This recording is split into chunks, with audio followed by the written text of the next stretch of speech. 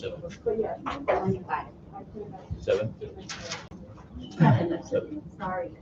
If there are members of the Ways and Means Committee in the building, please proceed to the chambers, please.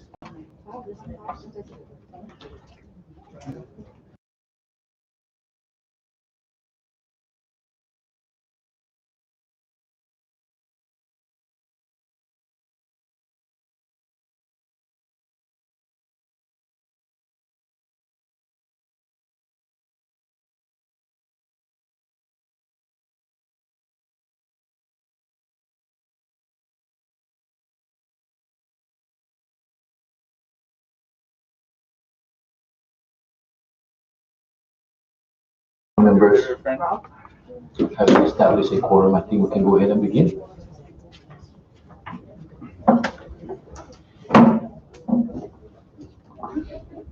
Members, do I hear a motion to adopt our agenda? Did I hear a motion? Do I hear a second? A second. All in favor say aye. Aye. All opposed say nay. The ayes have it.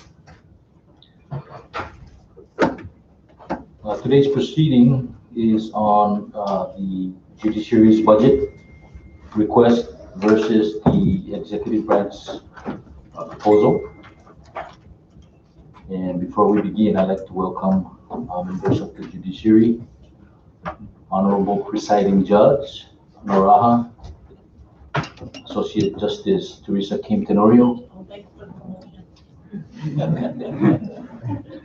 Director of Court Sonia Camacho, the representative of the Bar Association, Mr. Anthony Augment,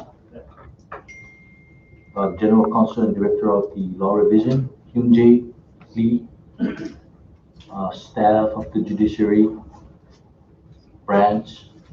Good afternoon and welcome. I'd like to just state that the Honorable Donald Manglonia, who chairs the Committee on Ways and Means, has been called off to Rhoda to attend to matters in his precinct. So I'll be sitting in his place today. I'd like to begin by welcoming members or introducing the members of the committee. On my left, first left is Chairwoman Sheila Babauta, Chair of the Committee on Natural Resources. On her left is Chair Leila Staffler, Chair of the Education Committee. On her left is Chair Selena Babauta, Chair of the AGO Committee. And on her left is Christina Sablan, Chair of the Health and Welfare Committee. On my right is Chairman Vicente Camacho, Chair of the Foreign and Federal Affairs Committee. On his right is Chair Denita Yantmai, Chair of the Tourism, Commerce and Cannabis Committee. And finally, on her right is Chair Richard Lizama, Chair of the UTC Committee. And I would also like to introduce several members of staff of the committee today. We have our Counsel Joe Tyrone, Financial Analyst Dave Demapan, our Senior Legal Assistant Claire Sablan. Good afternoon. So before I give the floor to the Judiciary, Director Camacho, I'd just like to point out that currently in front of us, we have your budget proposal that has been presented to us by the executive branch at about the same level as the 2019 fiscal year, with an additional $27,000. That is a stark difference from what your request is of $11.8 million. So there is a significant difference of $5 million. So at this time, I'd like to give you the floor for your opening remarks, please. Good afternoon, Honorable Chairman and members of the Ways and Means Committee. I am Sonia Camacho, the Director of Courts, and on behalf of Chief Justice Alexander C. Castro, and along with members of the bench and the bar present here today, we thank you for this opportunity to be with you. We are honored to be here and look forward to our discussions this afternoon about the Judiciary's fiscal year 2022 request. Present with us are Presiding Judge Roberto C. Noraha of the Superior Court, Associate Judge Teresa Kim Tenorio of the Superior Court, Clerk of the Supreme Court Judy Aldon, Acting Clerk of the Superior Court Novelin Tenorio, Chief Probation Officer Simram Simram, Family Court Manager Kiana Sablan, Drug Court Manager Edward Diaz, Acting Commonwealth Recorder Rebecca Santos, Chief Marshal Jason Tarkon, Budget and Finance Director John Villagomez, Human Resources and Administrative Officer Michelle Guerrero, Grants Administrator Jim Stoll, Building Superintendent Jean Weaver, Systems Administrator Michael Villacruzes, Procurement Officer Martha Standish, Judicial Assistant Josephine Estrada, who's in the front, both of them are in the front, and our Law Revision Commission Executive Director and Judiciary General Counsel Hyun J. Lee. And on behalf of the NMI Bar, its Board of Directors and members, whose president sits as a member of our council, is Attorney Anthony Upham. In March of this year, the Chief Justice and Presiding Judge submitted the Cnmi Judiciary's fiscal year 2022 budget proposal to the presiding officers of the legislature, totaling approximately 11.8 million. The request covers 7.6 million for 140 FTEs, 3.4 million for operations, and over 700,000 for utilities.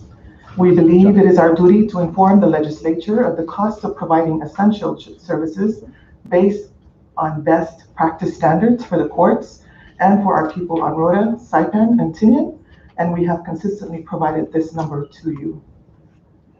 The submission includes an executive summary and budget worksheets covering the Judiciary's 6 business units. It includes our authority and structure, lays out the 7 goals and targeted strategies adopted in our 5-year strategic plan, covering the years 2018 to 2022. We are now in year 4 of our strategic plan. The proposal also lists our accomplishments and principles, statistics and benchmarks handled by the 3 justices, 5 judges, 8 chambers, and 14 service offices across our branch. And it also lists the justifications for the programs that are requested. Calendar year 2020, an eventful year due to conditions imposed by the pandemic, produced 4,182 new case filings in the trial court. 446, or 10% of them, were family court cases.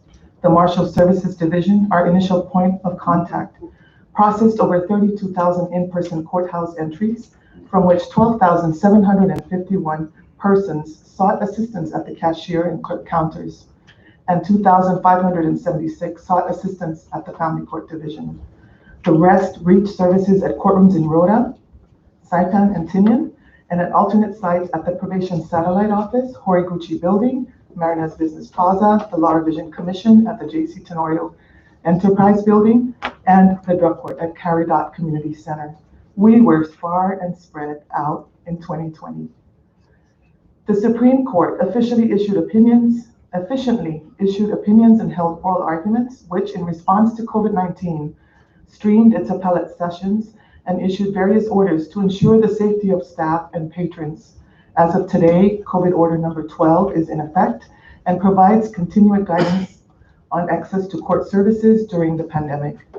The Supreme Court also spearheaded efforts to implement advanced technology, and the e-filing project adopted a teleworking policy for staff, and along with the Superior Court, rolled out the electronic filing of small claims and traffic cases to reduce in-person contact, and has proposed rules for the e-recordation of documents within the Commonwealth Recorder's Office. The trial court continued to hear cases and issue orders. It effectuated virtual courtrooms for hearings and coordinated efforts with the NMI Bar Association and other justice system partners to address the needs of parties and ancillary service providers involved in cases. As we progress past the current state of the pandemic, we anticipate user and case activity to increase. We are already seeing an uptick in case filings this year in some of our dockets. You will hear about this from Judge Kim Tenorio. We hope to address this increased best practices for each of our service areas. Please consider our request to fund critical areas for delivery of court services and reforms in case management. Our staff, our largest resource, who have overcome varied challenges, like the commute to and from alternate sites, bared pandemic-controlled conditions, taking on additional work and seeing valued colleagues leave due to the furlough and involuntary separations, administering services from their residences as they teleworked through the pandemic. They have each continued to honorably serve our community and the mission of the court with resiliency, resolve, and commitment. Our budget submission covers their requests: merit-based salary increases, additional personnel to help with the caseloads, resources to address customized needs for each of our court dockets, including indigent defense items in that category, like court-appointed counsel and interpreters and health specialists. It also includes, for our staff, resources for sustainability and continuity of court programs, and recognition by this body and our government agencies for trauma-informed care and its coverage for all. Our judges and managers are present here today, and they can share about the level of services we provide for the parties that come before us, the families who are directly or indirectly impacted by the level of care taken to provide those services, and the dedicated employees who assist the courts with case management, dispute resolution, treatment planning, community supervision, and other post-judgment services. The executive branch's April submission proposed the use of American Rescue Plan Act, or ARPA, funds to supplement the cost of full-time employee positions and allowable operational costs. On April 14th, the Judiciary submitted its request for these funds, ARPA funds. The U.S. Department of Treasury issued interim guidance this month on the use of these funds with a 60-day commentary period that ends in July. This last Monday, May 24th, the Judiciary was invited and informed by the Office of Management and Budget that the executive branch will be submitting its amended proposal by July 1, with ARPA funding allocations to supplement current year and fiscal year 2022 costs. We are committed to continuing these discussions and to build on our proposals as a result of the ARPA funding, and expect to update our plan as ARPA allocation is received and confirmed for our branch. We respectfully request for your consideration of supplemental changes as the need arises, and thank you for your valuable time with us today. We welcome any questions or comments about your judiciary. And now the presiding judge will offer his comments.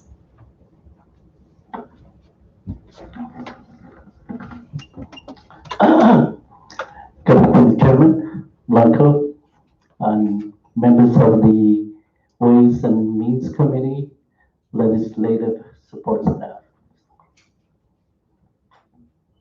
Thank you for giving the Cnmi Judiciary the opportunity to speak with you today regarding our budgetary requests. As we all know, access to justice is considerably concentrated through the judiciary. The gateway starts in the Superior Court and subsequently moves into the Supreme Court. The gateway is open to any and all parties seeking redress. This includes matters in criminal, juvenile, traffic, matters in civil, probate, small claims, matters in family court that include domestic violence, TROs, paternity, child support, divorces, etc., and administrative appeals. As always, equal access to court services at RODA, TNET, and stipend doorsteps are always open. Trial court offices include the Office of the Clerk of the Superior Court, Office of Adult Probation Supervision, Family Court Division, and Drug Court Division.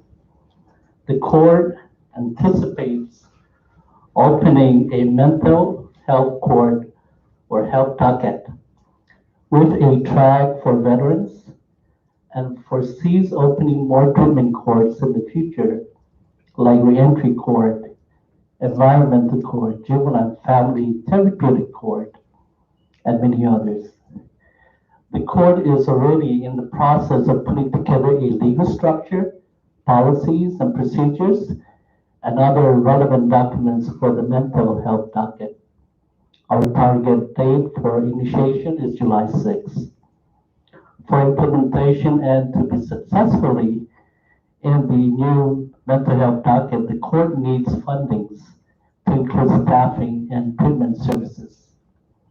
Like drug court, the mental health court docket needs a manager, caseworker, deputy clerk, and community supervision office to begin with. For staffing, we hope to hire locally from recent graduates of NMC and UOZ and returning graduates from the mainland in the area of criminal justice, social work, and of the likes. They need to have a holistic mindset, and I know that our graduates have just that. I understand projections for local revenue may not be as promising for this fiscal year and the next. Yet the judiciary is vital to the community and to ensuring that justice is accessible. This is why the judiciary will continue to ask for what is reasonably needed to carry the judiciary's mission. The court humbly asks that you not phase out or zero out our full-time employee position. If they cannot be funded locally, please leave them intact with intent to supplement them with funds from the American Rescue Plan Act, especially for our specialty treatment courts. Success rates for specialty or treatment dockets rely heavily on behavioral health specialists, psychiatrists, intensive supervision officers, intervention and life skill professionals. Your favorable consideration for this community's priority is of utmost importance to our responsibility to the families that we can and should save, and for the health and wellness of families in the Cnmi. Please help the court breathe life into this docket. Supervised and evidence-based treatment has been proven to work over punitive and penal methods. For those who need a local example, we look to the drug court, which I know as Judge Quintero to expand on this service. I also look forward to answering any question you may have. This is Marcy for your time, Your Honor. Good afternoon, Chairman and members of the Ways and Means Committee. Thank you so much for your time this afternoon to allow the judiciary to share our budget request. A lot of pressure. I heard Sonia say that I'm going to talk about family and drug court, and then the presiding judge. What I had prepared really was to answer your questions. I didn't really prepare remarks, but I did prepare some data, and I will share that with you, and then I'm open for questions. The total number of cases, I'll first talk about family court. The total number of cases that family court has filed to date, and mind you, we're just in May, so we're not just 5 months in. I have a total of 215 family court cases that I'm handling, new cases, of which 67 are TROs, 74 new divorce cases, 6 wardship cases, and our family court team takes about 20 to 25 daily. They do 20 to 25 daily intake, which could be telephone calls, emails, walk-ins, appointments. And of the wardship, I want to say that 6 new cases this year, but I have at least 3 babies that have been wards of the state from the day they were born that I had to take into because they were born by mothers who are addicted to meth, which I will touch on when I talk about drug court. So in 2020, I know that there were 107 TRO cases filed total, and that's about 8.99 new TRO cases a month. But to date, we are looking at more than 13 cases per month. And by the end of the year, if this the trend continues, we will have a total of 161 or so TROs by the end of this year, which is about about 55 more than last year. All right. So I think the water was boiling when the pandemic started, and it was heating up, and it's finally at its boiling point. And so I'm starting to get more families who are fighting TROs because they're fighting over PUA or stimulus money, or they're cooped up at home with each other without jobs, and things have come to a boiling point. So those are the stats in family court. In drug court, to date, since the inception of drug court, we have almost, I want to say almost 100 total participants that we've serviced, of which 58 have successfully graduated. We do have a roughly 85% success rate.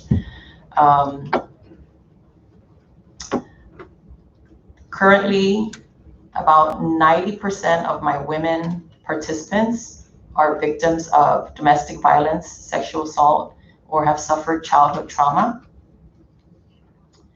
I have about 13 on the wait list that I cannot accept because of the 3 caseworkers, 2 of our caseworkers were let go because of the reduction in force as a result of the pandemic and the reduction in resources of the government.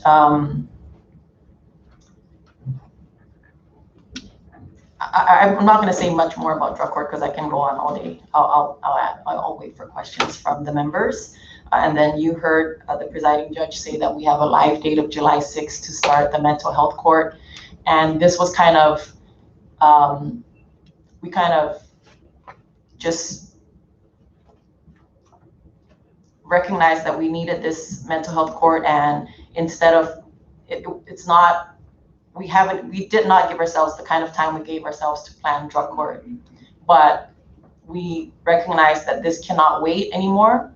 And so we've dedicated a lot of our times and evenings. As a matter of fact, the past 2 mornings, I've been up since 3 o'clock with the Minnesota Mental Health Court, learning about mental health court along with Justice Manglonia and PJ's Special Assistant Rochelle Vasquez, who's also here. So what we've recognized, and I'm the second baby judge, right? Second to the newest judge on the bench. But having said that, I've already come to notice the same people come before me over and over again, and it's clear that they have mental health issues. I'm incarcerating a boy that was 20, who was then 21, 22. I have the same kid coming before me in the past 8 years, maybe 5 times. And we're incarcerating him, we're releasing him, incarcerating him, releasing him. But he clearly has a mental health issue. And he's not the only one, there are many of them. And all five of us Superior Court judges have recognized that, we noticed that, and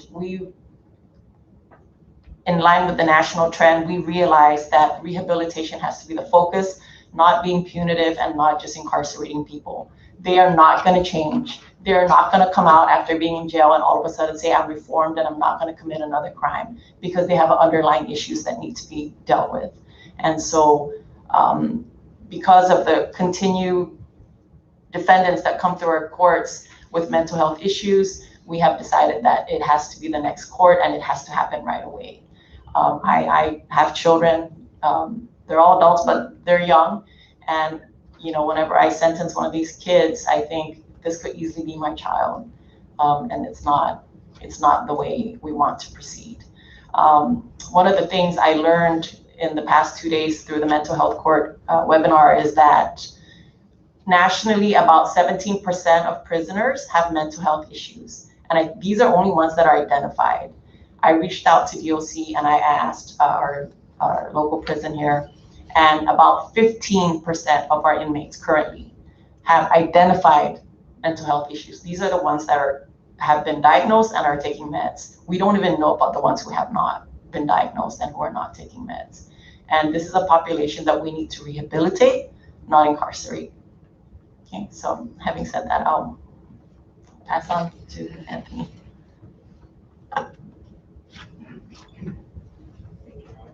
Good afternoon, Chair. Oh, thank you. Good afternoon, Chair, members of the committee, Presiding Judge, Judge Tenorio, and all the members of all my legislative family and my judiciary family. Thank you for allowing me this opportunity to speak. My name is Anthony Uggan, and I'm a director of the Cnmi Bar Association.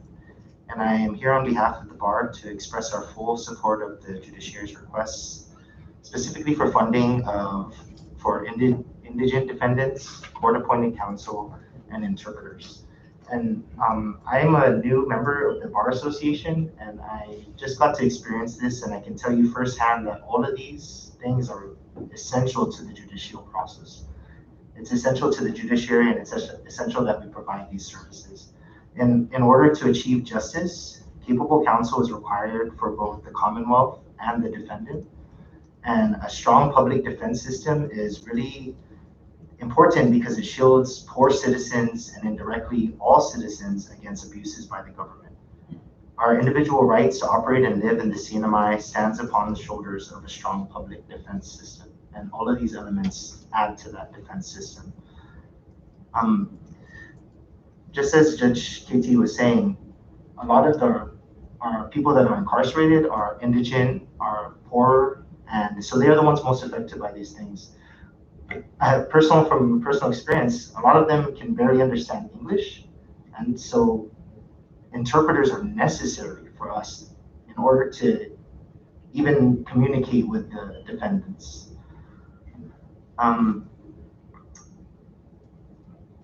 Freedom of law-abiding citizens stands upon the shoulders of those who test the system, and if corruption is allowed to fester, it can lead to abuses against law-abiding citizens. Public defense services maintain our system's integrity, and it prevents the corruption of the justice system. I can answer any questions you have for me, but that's kind of the message I want to express today, is that these things are required for a strong public defense system in order for us to maintain the legitimacy of our judicial process. The average citizen should be able to trust our judicial system and trust that it's fair. And all of these things that the judiciary is requesting for is necessary for us to make sure that the system is fair. Thank you. Thank you all very much for your opening statements. I did not intentionally miss Mr. John Villagomez. Welcome also. Just wanted to direct, before I open up the floor, just wanted to direct a question to Mr. Villagomez. There is a $5 million difference between what you submitted and what the governor's budget submission was. That's correct.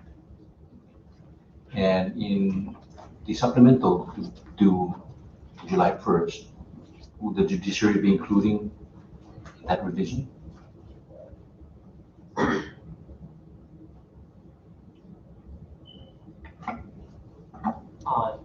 Yes, we plan to submit our revision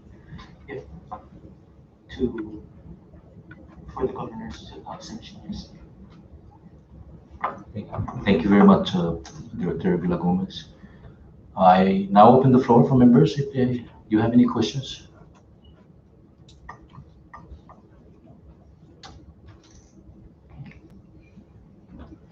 Chair recognizes Congresswoman Babauta.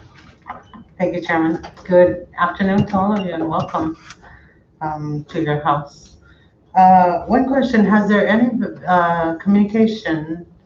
been any communication with the executive branch with respect to ARPA funding to supplement, what the governor omitted in his submission to the legislature? So. Yes, in short, yes. The judiciary submitted its request for ARPA funds April 14th. We submitted that directly to the executive branch, and you'll see on the screen the terms or the items that we listed at that time. This list was issued prior to the Department of Treasury guidance, the interim guidance, and so at that time we felt these were areas that perhaps could be considered in the disbursement and allocation of those funds. Whether they will ultimately fall under the conditions that allow it under the DOT guidance remains to be seen if those rules become permanent. But after that, we followed up on requests, and at the proclamation signing for Law Week this month, the governor announced that a preliminary figure that may be allocated to the judiciary is initially 10 million. On Monday, we received an invitation from the Office of Management and Budget, and in a meeting with her, with Vicky Villagomez, she informed us that the executive branch intends to supplement its budget submission, and the underlying reasons are that the ARPA funds have physically been received, and the interim guidelines are out, and that they were inviting all agencies and I guess our branch to go over the numbers with them. We did go over the judiciary, the existing budget submission that was provided to you, and the general message was that it will be revised.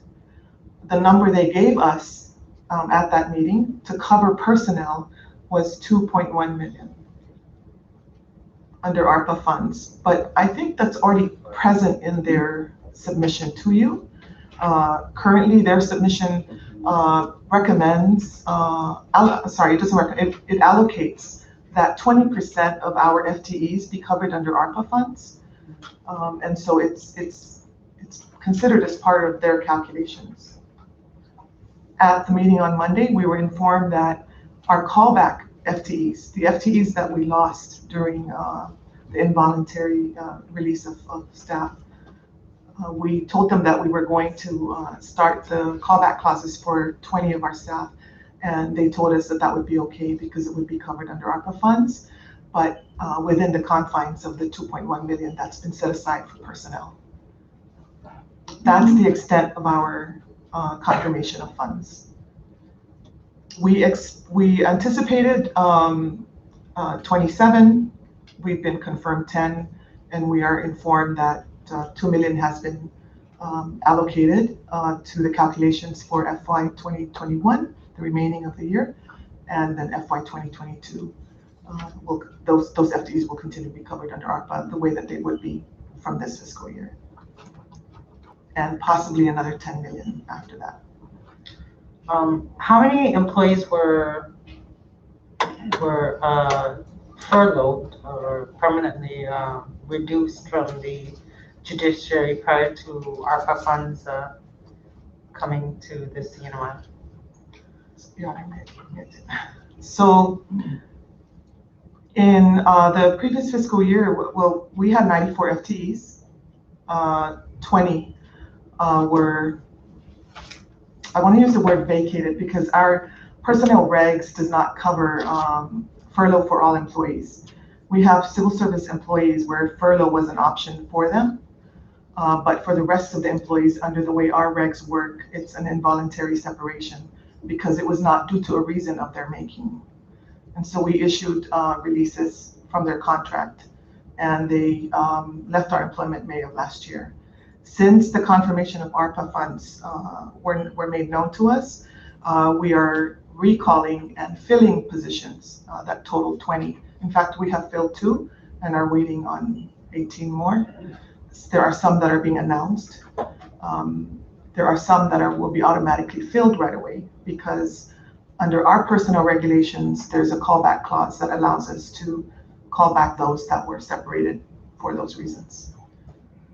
So the number, Chairwoman Babalta, is 20 at this point, 20 total, but we have already filled some.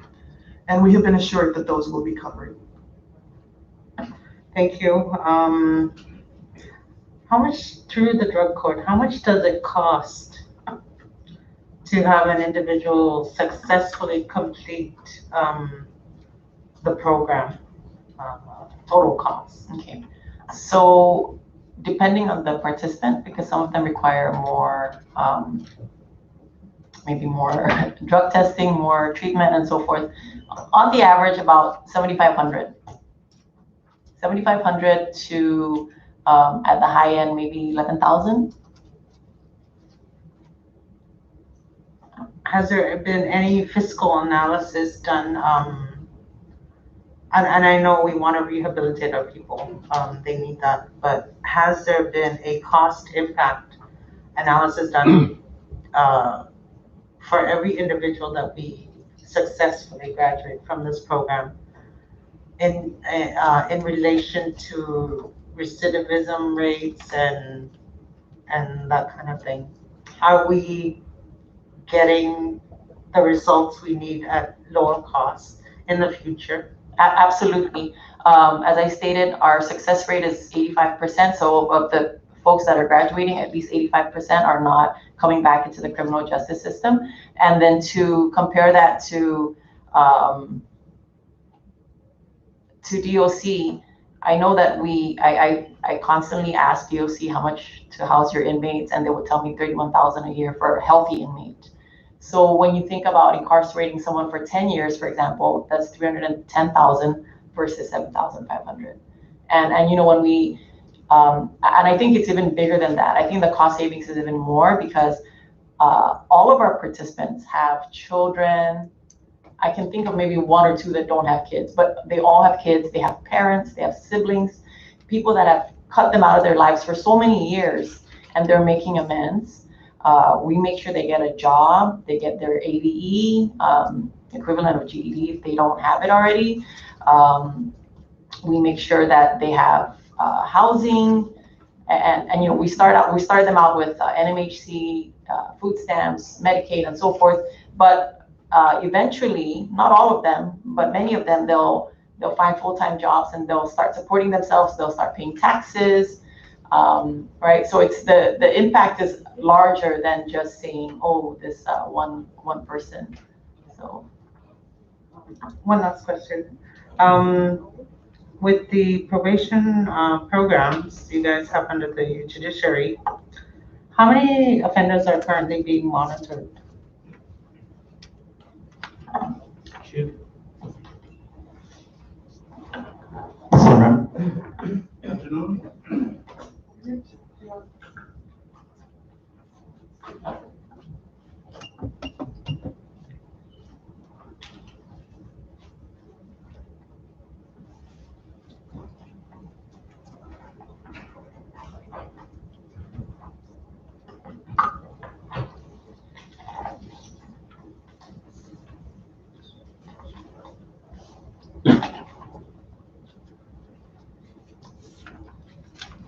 What I have now, I'm just going to give out active cases that we are monitoring now and supervising.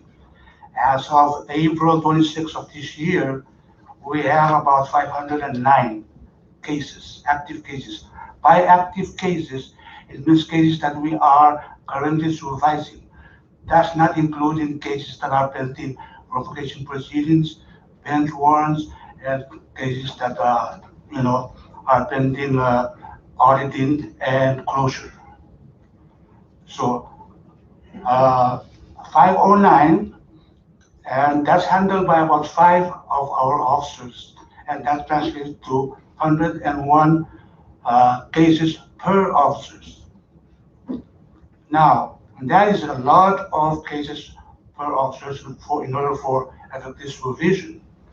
In our trainings, we learned that in order to have effective supervision, a officer has to handle a minimum of 40 to 60 cases, 40 criminal felonies up to 60 misdemeanors or both in between.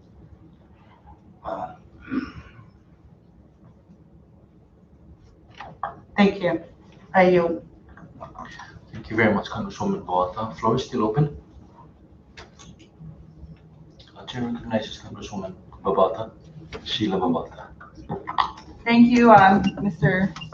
Chair. Thank you for being here with us. We appreciate you making time to discuss your budget and operations. Thank you for your opening testimonies. I do have a couple of questions, and so I just want to get right into it. Accessibility to justice is something that Presiding Judge Naraha stated during his testimony, during COVID, during your building repairs, the courthouse still being scattered in many different places. Can you just help us understand the state of access to justice at this moment for our people, given the guidelines and given the numerous locations? And also if you can help us understand how the community is informed. I'm going to ask Judge Tenorio and then Ms. Camacho to answer that question. I think Sonia would have more of the details as to how the information is disseminated. But I do know that the Clerk of Court's office issues the calendar. Normally it's a week in advance, but through the COVID period, it's been 2 weeks in advance, along with the judges, each respective judge's courtroom assignment. So, we've been in the Supreme Court, we've been in Marinus Business Plaza, we've been in Horiguchi, we've been at the Multi-Purpose Center, we've kind of been everywhere. And without a doubt, it's been frustrating, I'm sure, for the general public, having to go one place and sometimes they're told, oh, you have to go to another place. But I know that the Clerk of Court has done their best. Currently, we are utilizing 2 courtrooms in the Guma Osisha and 1 at Marinus Business Plaza. So the judges have kind of adjusted their times. So, for example, I would hear civil cases at 10 o'clock as opposed to 9, so that another judge could maybe hear a 9 o'clock matter, shorter matters. So we've kind of juggled our calendars, and we've made it work. Has it been ideal? Definitely not. I know that I think I may have been the only judge who had a jury trial during the pandemic, and it was at the Horiguchi building, and that in itself was a challenge. We had to kind of rehearse, like go there and say, oh, this person would sit here. Where's the other person going to sit? How will they enter? How will they exit? But we made it work. So we have not at all shut down. We have had all of our cases. I will tell you I can only speak for my court specifically, but I do have virtual hearings. At one point I was quarantined at home for 5 days, and the IT came and set everything up in my house, and I had a virtual background, and the files were delivered to me every day, and I conducted all my hearings from home, did not reschedule a single hearing. So some judges do hearings virtually through MS Teams. That's the platform we use in the court. Some do it in person, some do both. I do both. I do in person and virtual. Mainly, a lot of my hearings I have to do in person because with family court and drug court, a lot of folks are indigent and they don't have access to maybe internet or a smartphone or a laptop. But we have not shut down. We have not closed. And I know the Supreme Court live streamed their oral arguments, and attorneys appear virtually. So.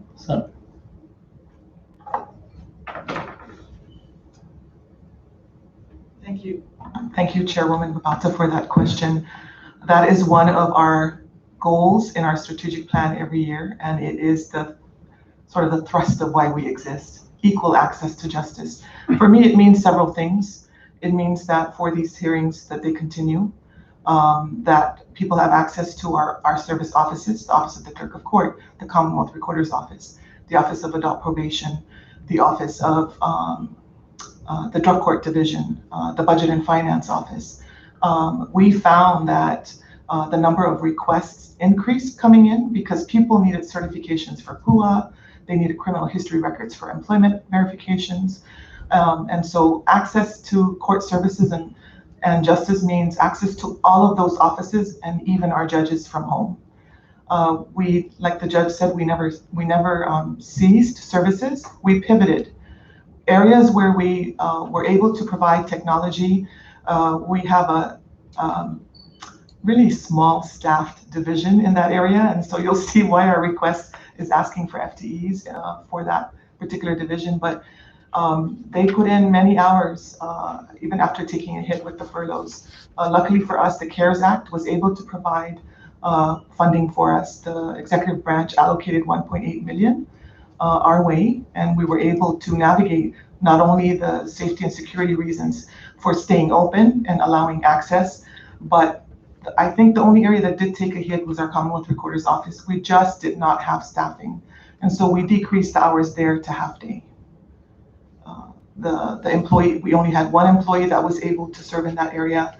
It continues to remain open half day, but our staff is working full 8 hours. What she does is she accommodates 4 hours in the morning for walk-ins, and then she reserves the afternoon for the appointments with the attorneys, land and research companies, and the different pro se litigants that want to come in and just take a look at documents that are with them.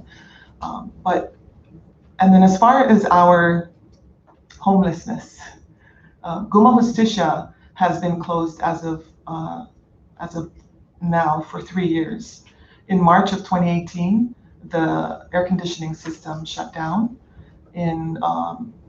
Later on that year, we had Super Typhoon U2 that took out the roof of the main atrium skylights. That brought wind-driven rain into a lot of our areas, and so it made the mold situation a little bit more complex to deal with. And that has been the primary source, I think, of folks that need our services to travel to and from different sites. It has posed some challenges for some folks who think that we are still a one-stop stop, but because of the conditions that were at the Guma Justicia, we provided alternate sites and sent out those services to those areas. So again, our services never stopped, but it was redirected. And how did we redirect our traffic flow for those areas? We issued press releases. We posted calendar notifications earlier than usual on our websites. And we partnered up with the bar and met with them initially weekly, and then bi-weekly, and then every 3 weeks, and then we went to monthly. We posted up our marshals and our deputy clerks at the front doors for those pro se litigants who do not have devices, phones, laptops, and the electronic devices that can help them to navigate through the different services they need. And so some of our folks who are not initial first responders became first responders, because during the pandemic, that was a third challenge for us. But I hope that answers your question. With respect to the docket, we continue to appoint indigent defendants, whatever services that are allowable under the rules and what the attorneys and the judges agree to. We provide, again, interpreters, court-appointed counsel, and we also have a pro se center that, notwithstanding the pandemic, thanks to Hyunjae and our LRC staff, they fielded calls and welcomed walk-ins. And so they too became a sanitized site to take in customers for whatever questions they had and whatever inquiries they needed answered over the phone. And so they became our kind of one-stop shop for inquiries through that pro se center operating out of the LRC at the Joe 10 building. Thank you. Thank you very much for sharing that information. And thank you, Judge Teresa Kim Tenorio, for speaking to your court. And you mentioned that you did host one jury trial. I understand that is an entire, event all in of itself. But how about the rest of the judges? Is there a point of contact that can just speak to the other courts, and are they able to host jury trials? Is this impacting our citizens' rights to a speedy trial? Is that a concern that has come up, and has that been addressed or discussed in any way? And I'm sorry, just before you answer, just bringing me back to expected date of opening for Guma Justicia, because I am so grateful for all of your creativity with trying to respond to the pandemic, write the guidelines. We also did see the federal court just be built almost, it seemed, overnight. And so I'm really trying to understand what is the holdup with the building construction. If you can just shed some light on what you have been experiencing in regards to this repair and overhaul, whether that be resources, the types of research? All right, so Ms. Camacho answered the building issue. But the judges are putting in their portion. As crisis arises, we gather and try to come out with a way to accommodate and take care of the crisis. For instance, after U2, there were a lot of houses that were destroyed. And so FEMA came in and tried to provide funding so that they can review, restore, reconstruct their houses. The issue there was title to the land. So what do? We meet with the agencies, and then I assign Judge Camacho just to handle probate for those kind of cases. So in this kind of situation, we look at who can handle. Even just recently, we have issues on what we call 6604 for a competency issue. We gather again, and we appointed the judge to just concentrate on that. And that's the also reason for the trying to create the mental health court. So we do our part. So everybody does that. Jury trial. Mr. Chairman, I'm sorry, it's very unclear. I couldn't even understand your last sentence. Can we have the IT is? No, she's just too close. He's just too close to the mic.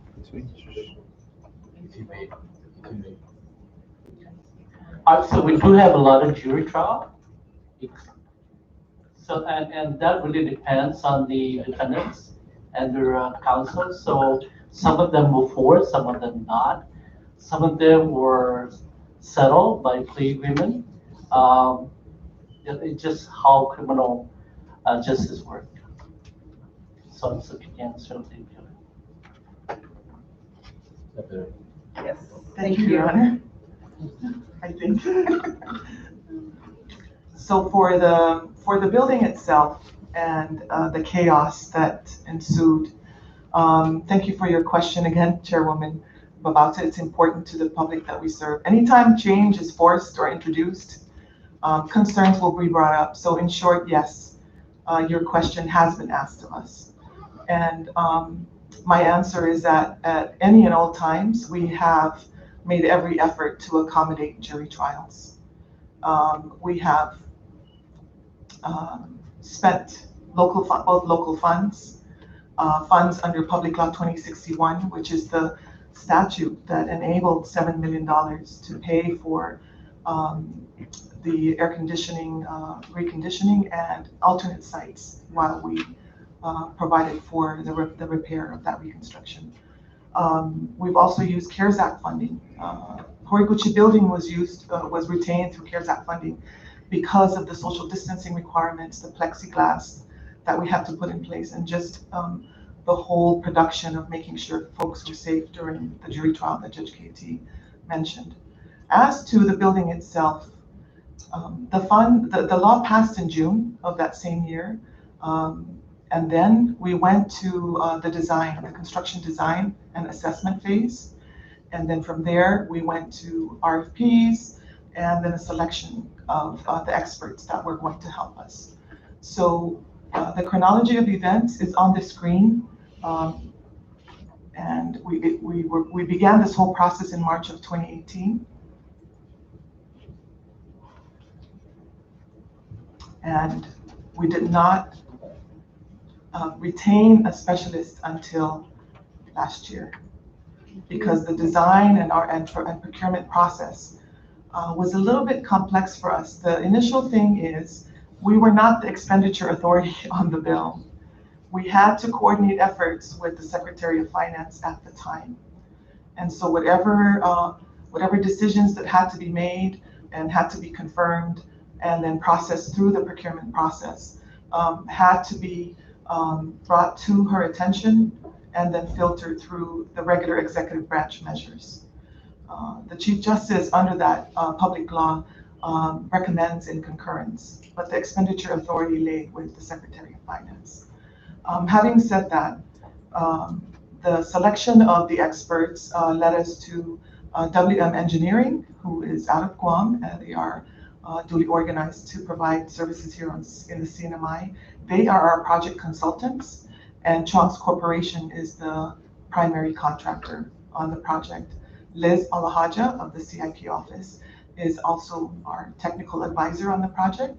And on the screen, you'll see Ryan Camacho, who started out with us as the Secretary of Finance's designee in the review of the funds allocated to us under that public law.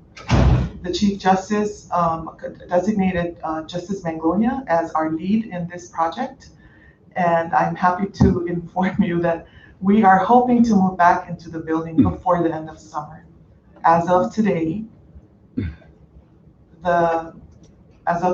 and this may change depending on, again, we still deal with quarantine dates, right?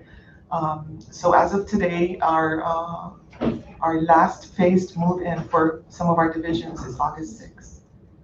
So when I say phased move-in, it means that they've gone through the building, they've done the mold remediation, they continue to do work to strengthen the exterior and interior leaks that created all the elements that provided for the mold issue. And so after they're done with different areas of the court, then certain divisions can move back in. And so the phased moving back in has started. In fact, as of this week, Law Revision Commission is getting ready to move into their space. By next week, and hopefully before the first week of June, some of our, 3 of our courtrooms, if tested and ready to open, they will be opened. And then we will switch, the 2 courtrooms that are shut down now will switch over for repair, while the 3 that are done will be opened. Thank you.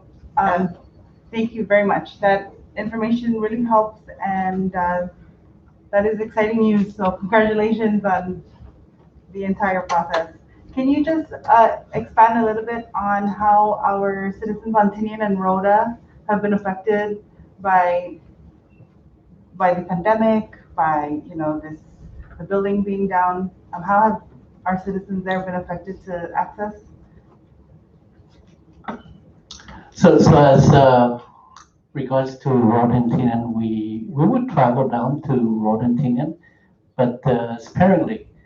What we do is have amnesty hearings, telephonic hearings, and most of the cases now are not as voluminous as before the pandemic and before YouTube. So that was manageable.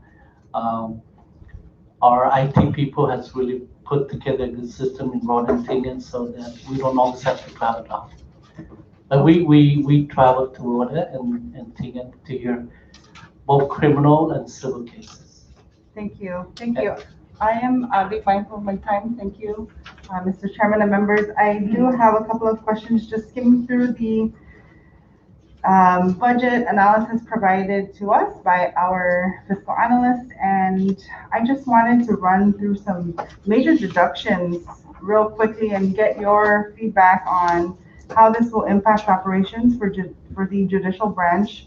And I'm happy also to hear that discussions have been, they have begun with OMB and Ms. Vicky Villagomez. And thank you for sharing, the 10 million in ARPA, the 2.1 million for this fiscal year, and et cetera. However, I just wanted to state this for the record and get your opinion, because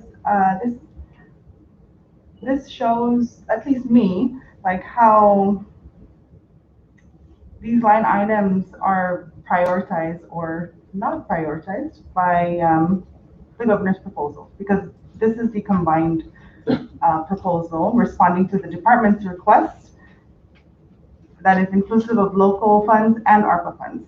So let's begin. Under Judiciary Administrative, this is 1694. The department's request was 637,000 for computer systems and equipment, and the combined proposal submitted to us was 50,000. That is a huge reduction in around almost 590,000. Can you just describe to us briefly how that will impact your operations if that were not properly funded? Okay, answer that. Thank you, Your Honor. So our request encompasses funding for our case management system and other softwares that we use for automation. I see. And our case management system right now, its end of life date is June 30th June 30th of this year? of this year. Have you already begun? We have started. We have started the search for a new one. Actually, it's been ongoing. The pandemic and other geographical concerns are restricted, but we're working on it. And so the cost for that and the licensing, the end user licensing fees may be an issue.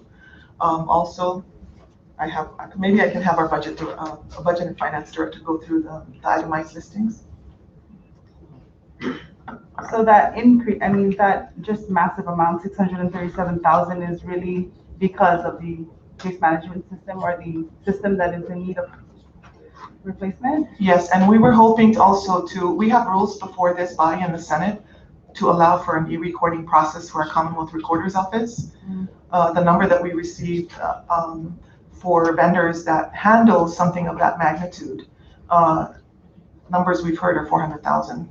We don't know what it will be, but that just providing automation for that office, for all the land documents and the lot numbers for all these islands, will require a pretty good database search system. And so that was one of the components of our request. Okay. In addition to providing and updating our laptop devices, we were able to work remotely and continue court services around the clock because we invested in laptop project a while back, and that's what saved us during the pandemic. But as we take on these new software and e-recording capabilities, we will need to update what we have now. I see. Thank you very much. And I'm sure that if we also include maintenance of the system, that number may rise. Yes, it's licensing, maintenance, and the communications capability for the other two islands, because we want Rhode and Tinian to stay connected. Right. Okay. Data management is definitely something we support. Just moving on, personnel training, that cut by almost 70,000. Can you just help us understand what kind of training may be impacted, how that might impact operations? So for personnel training, we typically have our judges take on what are called continuing education for bench members and judicial systems. Right now, most of those are online, but it is through the National Center for State Courts or the National Judicial College. But mainly the focus of our training is for our staff.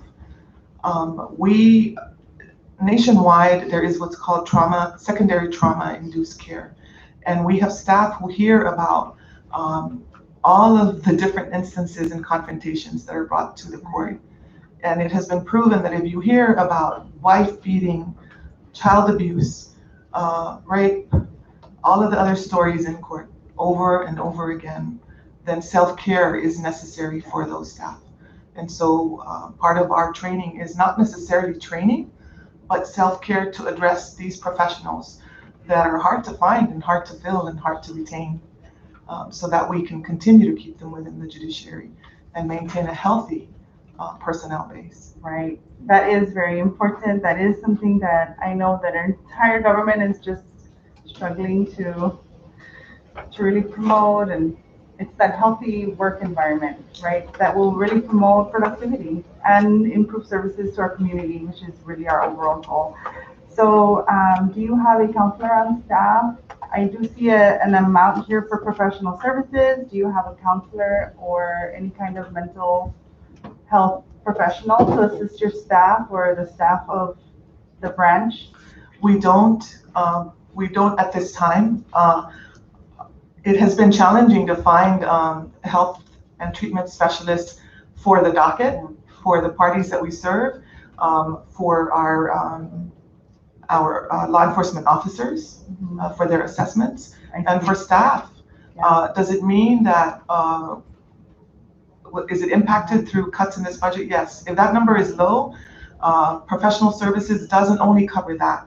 That request covers our court-appointed counsel fees. I see. It covers pro tem justices and judges that come to visit and sit on cases. when members of our bench are unable to sit in the cases. Yeah. It also covers jury fees because they serve as judges when they decide cases. It covers, it also covers language access programs, so interpreters and translators for documents. It also covers psychiatrists, private investigators for defense work. And so the professional services have not paid attention to, as far as funding, it will decrease all of that. And for us, this has been mentioned before, for the executive branch and the health treatment agencies, it's our version of medical referral. We don't know what the number is. We don't know how many we're going to get, but it's a constitutional mandate that we have to provide and pay for as a Commonwealth. Yes, I completely agree and support that. Just moving on to repairs and maintenance. There's a cut of around $570,000. The department request at $670,000 approximately. $100,000 was awarded. Can you speak to the repairs and maintenance? Is that just related to the building? No, those are separate costs that are not covered under the legislation for the HVAC and mold remediation. There is a huge cost in there that was for the fire sprinkler system. However, we're seeing that the funding allowed under the Public Law 2061 may have a balance to help us cover that. We're not sure. We're just not sure. And so that's why we requested for approximately $500,000 for the fire sprinkler system for the Gumosisha. That was one of the recognized items that contributed to the mold issue. And so we'd like to be able to cover it. We weren't sure if the $7 million was enough to get us there. And so we requested for that fund under repair and maintenance. The other costs attributed to that number are road and tinian. So Gumosisha has gotten attention because of the FEMA repairs and the HVAC repairs, but road and tinian continue to require repairs. And so that number also encompasses repairs for those items as well. Thank you. Thank you for keeping them, keeping our neighboring islands, road and tinian, just part of the picture. And my final question, just so that, thank you members so much for being gracious, is official representation. The department requested 40,000 and it was zeroed out by the governor's submission. Can you just go ahead and let us know what that will impact, what kind of official representation? And those are typically, those were requested for two accounts. One is the justices and judges account and the other one was the administrative account. And those are typical costs that we budget for when we receive pro temps, justices and judges from off island and hosting them. Typically we ask from Guam Judiciary. They come here and we try to cover what we can. And then we also ask for those amounts to help us with the community service programs that we offer. Some of those funds go to supplement mock trials and some of our high school programs. And any other program that the judiciary sometimes co-hosts with the bar for our high schools, our junior high, and civics related programs, not only here, but also on Road and Tinian. Thank you. My final question, yes, 2 minutes. I know many of my colleagues use the cnmilaw.org website a lot. I am so grateful for this website. It is organized, it is updated, it is easy to use and easy to access. So I am so grateful. That the Law Revision Commission's request was also cut by almost $200,000. Can you let us know what that how it will impact access to this just very crucial information online?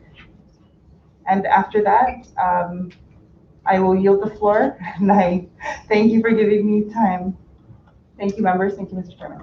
Thank you, Congresswoman Zapata. Chair recognizes Director B.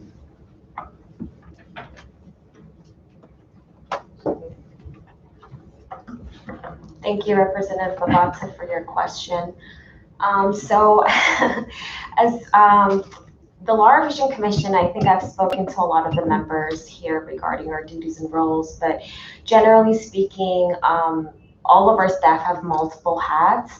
As you know, I serve as the full-time general counsel for the Cnmi Judiciary and a full-time executive director for the Law Revision Commission. Our website manager, Albert Hicking, he's probably one of the most important person at our office because he maintains all the data, the historical data, the laws, regulations since the TT time. It's all in the database, and he's the only person that maintains it on a daily basis. And then we have our staff attorney, who also serve as a legal counsel for, not legal counsel, but he serves as staff attorney for the Cnmi Judiciary and served as a codifier for the Law Revision Commission. And then we have an executive legal assistant who serves as a codifier for the commission, as well as assisting the grants management office at the judiciary. And then we have the administrative assistant, publications clerk, whose really her duty is to provide the necessary assistance to make publications possible for the Law Revision Commission. So even without the proposed cut, we are already underfunded, and we already have so many roles that we need to take on. So any reduction of our status quo would severely hinder our operation. And it is our privilege to serve all three branches of the government. We serve the legislature, we serve the executive, we serve the Cnmi Judiciary. So having that loss of budget would severely delay codification process, which will severely delay access to laws in the Cnmi, and how the legislature, judiciary, and executive branch would function, have access to these important laws. So it would be really hard for our office. I hope that answers your question. Was there anything in particular you wanted me to cover? No, I just wanted to get a better understanding of, I think with any department, if we cut their budget, yes, it'll impact operations, right? It'll make it hard to get the job done. But if you can, and maybe provide insight on time frame, if a law were to pass, signed by the governor, would that be accessible tomorrow? Or if you do not have the fully requested resources, would we have to wait, how long? Or would that hinder any other area of operations? I yield, Mr. Chairman. Thank you. Thank you, Congressman Nababata. The floor is still open, members. Chair recognizes Congresswoman Staffer. Thank you, Vice Chair, and thank you all for joining us here today. I want to commend all of your efforts for making such adjustments in this last 3 years, more than just the pandemic, with your COVID safety, readjusting your work process, and especially the use of technology. I think it's also really amazing that you are really aiming to open this mental health docket plan. I support that 100%. I totally understand where you're coming from with the data that you've shared and the experiences of families and people in our community that need a different process in order to get their life on track, just like with the drug court. So I fully support it. And I think also with your focus on mental health for your employees, especially because of the things that they witness and such, it's important, which brings me to huge concern with how this constitutional mandate that we have, how you've been able to survive on this shortened budget, extremely shortened budget compared to what you've requested for the last couple of years, even with 2.1 million additional. And so I kind of piggybacking on Representative Babata's question, what area would you say of the whole court system has been most impacted from these budget cuts? I mean, every single part, but where would you say has been the hardest? If you can.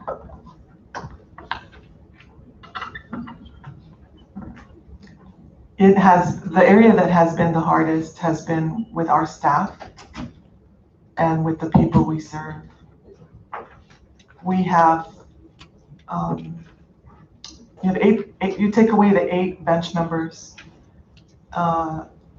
during the height of the pandemic and the furlough, we had, I want to say, about 50 people pulling in long hours and managing the docket that we didn't shut down.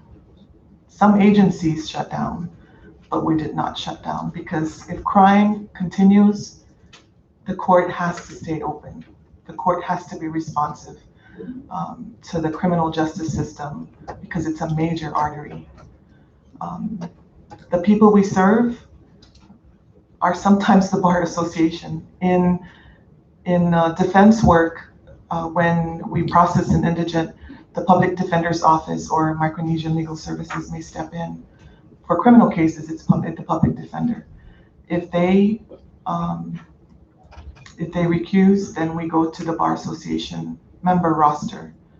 And the Bar Association takes on that duty, and to some extent, for most extent, doesn't get paid. Those are costs that they take on their own until such time the court is able to pay. And that translates to the person that they're representing. And then the customers that we serve, as I said earlier, the Commonwealth Recorder's Office is closed now, half day. We have people who are still building homes, who are still in recovery services. That's an integral office for them. But when you're dealing with budget cuts and letting go personnel, and you must keep the courtrooms open, at some point that had to cave in.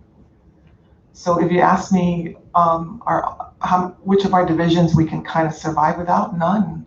They impact lives in every aspect of all islands, of all 3 islands. So, but our staff have been the backbone of how we were able to really get through the closure of the Guma Justicia. I have a deputy clerk now who did not have a home. Her home was completely devastated by Super Typhoon Yutu. She is the front person next to the cashier when you come in, and her home is about finished through FEMA, but she continued to come in and work. When we asked our employees to telework, they activated hours from home, used their own resources to make sure that services continued. And so our staff has been the most impacted, and the people we serve. So how do we help that? Grant us additional FTEs, grant us funds for these programs that in turn will give us a healthy youth community. And hopefully we'll make strides. We promise to make strides. We have continued to keep our doors open, notwithstanding any of that. And then our judges. Our judges are the front door to confrontation and dispute resolution. And they have taken on a lot. I have asked them to go from Carapan to Susupi to, there are 4 of them operating out of their homes now because of the office situation with the Guma Justicia, but we will see that come to an end soon. So thank you for that question. Thank you for sharing the plight of the many hardworking people that have been keeping our justice system moving in this very trying time. It is hard. I wondered a little bit about some interpreters. I was curious if you could tell me what type of language of interpreter are most needed. I can't speak to, I'm sure Sonia has the statistics, but I just wanted to touch base on what the director was saying. I'm talking about the chilling effect. Like a lot of us in the private bar are willing to take on, when we do court appointments, it's at a reduced rate. And it's really it's a public service, we're helping the community to represent these people who are indigent. And it's a chilling effect that's a big issue, because if we're not getting paid, private bar is not going to want to do it. And take that and apply it to the same with the interpreters. Take that and apply it to the same with our investigators. And all these resources that we rely on the court to provide for us as defense attorneys to assist in building a case. And so it really is a chilling effect, and I see it, and I just got on the bar last year, and I see it 100%. And so from the bar's perspective, I think that's a big thing that will affect if you don't provide these funds. It's a really big chilling effect, and that affects all the citizens, who need the healthcare. I mean, excuse me, the legal care, the legal assistance. There you go. Regarding interpreters, personally, for criminal, we have a lot of Chinese people who cannot speak English. I've dealt with a lot of locals as well that cannot speak English that well. So Chamorros and Caribbeans and Chinese, I'd say are the three that I've dealt with the most. But that's just personal experience. I'm not sure about the statistics. From the bench, I saw one of them here. She works here, my Chucky's interpreter. And then I have one interpreter who interprets for me in Tagalog, and she also does sign language because I do have some deaf witnesses and parties. And then definitely a lot of Chinese, a lot of Filipinos. Every now and then I'll get Chamorros and Koreans, Bangladeshis, Thai. But I think mostly I would say Chinese and Tagalog interpreters. Thank you. If I can go back to our law library, is that that's part of the recorder's office, right? No. No. I guess when people want to do research, like from Tinian or Rhoda, when they come over, how are they able to access it through an appointment, or how are people not related to research companies able to go in and do research? Is the question as to the law library next to the law revision or the Commonwealth Recorder's Office? I think that's the one. The second one, the Commonwealth Recorder's That's Office. where the land documents are. Okay. So my question will vary depending on. So before the pandemic and before the HVAC, it was a free for all. You wanted to come take a look at the documents, you can touch it, you can see it, you can run your own copies, and then you can leave. We were finding that some original documents were missing because there was not enough staff to police the different folks that wanted access to them. And so we would receive reports from the attorneys that they're trying to get these original documents and they don't exist. They're not there. So we tried to implement some measures where we can at least police but allow access. And that did not work because now the documents they became brittle. Some were torn and just through normal wear and tear and handling. And industry standards requires that they not be touched. And so we asked if perhaps gloves can be used. And then of course the pandemic hit and we did not want any transition occurring through documents or visitations. And so the presiding judge at the time made a health and safety decision to prevent anybody from touching those documents. And so you need to come in and do research. You have to deal with the court employee. And so that's why the stringent hours. Now, can you do the research now? Yes, you can, but you have to come in and make an appointment. And again, with conditions for COVID.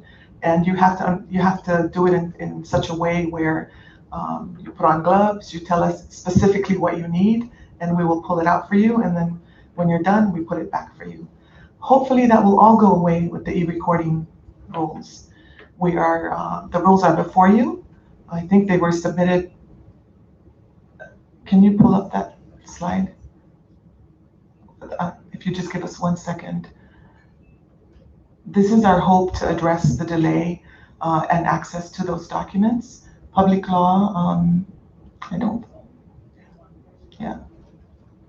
sorry, 2139. It took effect this year, and the Supreme Court submitted the proposed rules for the e-recordation. And so it should be, if the legislature does not act on it, become law by April 16th. And then we can move to procurement and secure a vendor and get somebody to help us to automate the process. And so attorneys from their law firms title search companies, banks, they can go there and do searches or even record. But the court will always open for a pro se, somebody who's self-represented, does not have the technology. We will provide the means to accommodate those types of requests. It just needs to be scheduled because we only have one person in that office now. Understood, and thank you for sharing how it works. I'll let my mom know. So my question next, couple more. Regarding federal grants, do you get federal grants? I mean, I'm assuming yes. Yes, we do. We have a slide for that. The largest amount that we have received is our reimbursement for the Super Typhoon U2 damage out of the Goma-Hostisha. That has taken a while, but it's ongoing. So I was if curious, you can go back. do you leverage your grants to augment administrative costs to free up local funds? Most of the grants that we qualify for do not allow that. We cannot, most of the funds that we request for are through the Criminal Justice Planning Agency. Currently, we have a multi-year grant from JAG for the drug court. And it allows us if I'm not mistaken, 260-some thousand or 220,000 per year. But its purpose is only for what its stated intentions were under the grant scope. Understood. How about revolving funds? How many does the courts have? We have 3 revolving funds. If we can pull that up. The first one is the Law Revision Commission revolving fund. The second one is the Probation Services Fund. And then we have the Drug Court Fund. What do you use that fund for? The Law Revision Commission, I will defer to our Executive Director if she can come back. And then the Office of Adult Probation Supervision, I will defer to the Chief Probation Officer who can, these funds have existed for years and are reserved for a particular activity. And so it cannot be used for anything else other than what the enabling statute allowed it to. And then drug court, I'll also ask our drug court manager to come up. Thank you.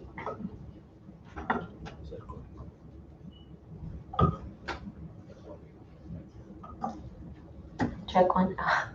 Thank you for your question, Representative Steffler. So for the Law Revision Commission revolving accounts, under the statute, we're allowed to utilize the funds for codification and publishing purposes. And I believe last year the law was amended to allow for personnel, but it has to be approved by the commission members. That's what the revolving account for the Law Revision Commission allows for.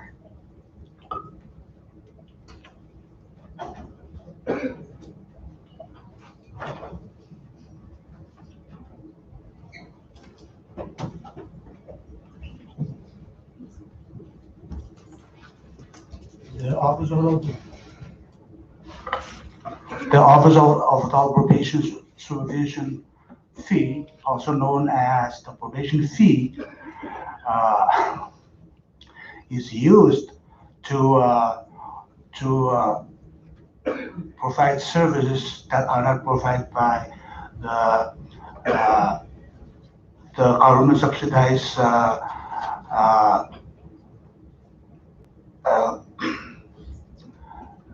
treatment services such as CGC and SAR. So those services that are not provided by those 2 entities, we use the probation fee to fund, to see if we can fund services elsewhere. Aside from that, we also fund training for our staff to enhance their knowledge in probation services. And finally, we also use for any program and other programs that we see that really need by our office, and we also use that one too. And all of those are defined by Public Law 11-82, I believe. Thank you.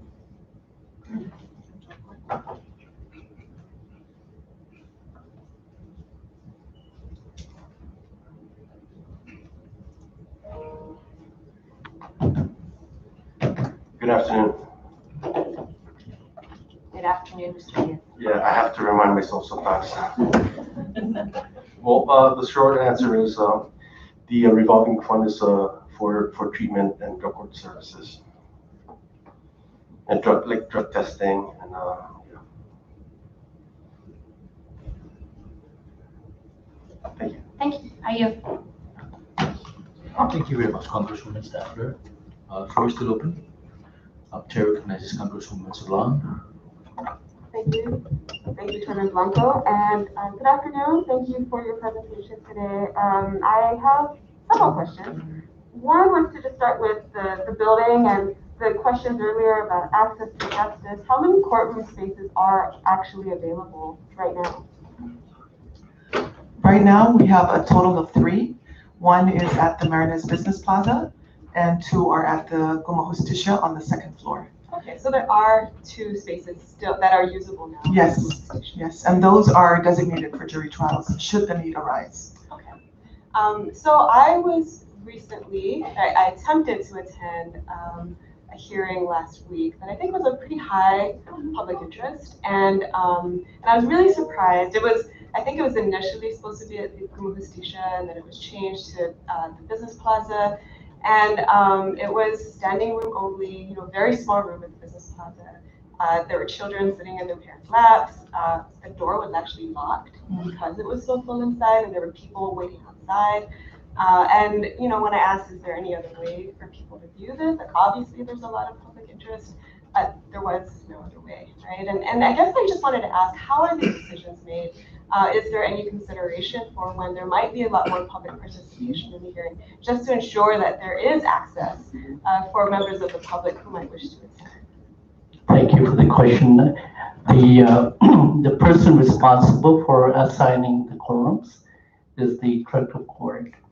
I am aware of that case that you're talking about, and that was brought to my attention.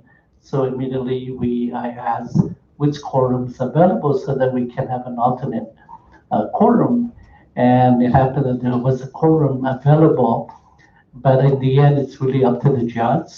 I don't know what was his decision that he had that case heard in the Business Plaza, but I did ask the chief of Marshall and COC to make sure that he is informed of the issues arising because of the limited space. Yeah, and if there were any possibility of making live streaming available, if it absolutely has to be in such a limited space, and if you can reasonably anticipate that there will be a lot of people attending, there were a lot of family members that were not able to attend. So, it just seems like something to consider in the future. Particularly with the locked door, that was a concern. So thank you. My next question goes back to indigent services. I remember this being an issue at our last budget hearing and the one before that. How much is owed now for indigent counsel, interpreters, and other services covered? If we can pull up on the screen. That's what's owed. 62,000 was billed and 55,000 is unpaid. Wow. And that's just for counsel? What about for? That's just for counsel. That doesn't include interpreters or private investigators, psychiatrists. In fact, because of this discussion with mental health docket starting up, you will see that number rise. It will not just be court-appointed counsel, it will also be psychiatric evaluation costs. Just last week alone, we saw possibly 4 cases that were up for assessment. That was not planned. It's a figure that we now have to deal with as a cost, and must deal with and will deal with as a cost. And you had the total cost to include all those types of services as well as the interpreters that are still awaiting payment? Our total cost, the way we've been presenting them, is based on prior year's expenses because it's so hard to forecast. The cost is induced when the crime is committed, right, and the indigent assessment is confirmed. So we have typically asked for $200,000 per year for this account activity, There is also a bigger discussion as to what the CNMI truly wants to do. Historically, the court has carried this cost. In other jurisdictions, there is an entity that oversees these costs and a body that makes sure that indigent rights are protected, are maintained, and that are properly funded. On Guam, the Chief Justice sits on such a board, and they have a system that's called the public defender, and then an alternate public defender, and then it goes to the bar for selection. But there is a budget specifically for that purpose, and it's taken separately and allocated separately from the judiciary's budget. So our argument over the years has been, this is not a true cost of the court's operational cost. This is a cost for the CNMI. And maybe perhaps there should be a bigger discussion as to how does the CNMI want to deal with indigent costs attributed to not just the criminal justice system, but the treatment aspect of it. And that will be up to policymakers. But for now, we have captured that cost in the administrative account of the judiciary. We have annually asked for 200 to 250,000. I work with the clerk of the Superior Court to see what prior appointments have been made. We have these markers that will tell us whether it is going to go to jury trial. We had a case that hit $100,000 once easily, and it was a murder case. And in that particular case, if you go for 1 week of trial, that's the court out, that's the attorney hours, the private investigator hours, the interpreter, and whatever other specialized need the defense work needs to address that case. And so it's hard to tell. I don't have an amount, but what we based it on is prior activity. Okay. So the investigators are paid separately. They're not paid by the council. They're paid by the court. Council will bring it to the attention of the court, and then the court will allow. So sometimes the court will say, Tony, go ahead and hire one, or they'll say, no, I'll appoint one. And so they will bill us directly, or they'll bill through the attorney. Okay, thank you. Can I do you want to talk, remember at one time we had, where the bar, we had one attorney, and then the bar paid for half, and we paid for half, and then why that stopped? Because that was not just a few years ago.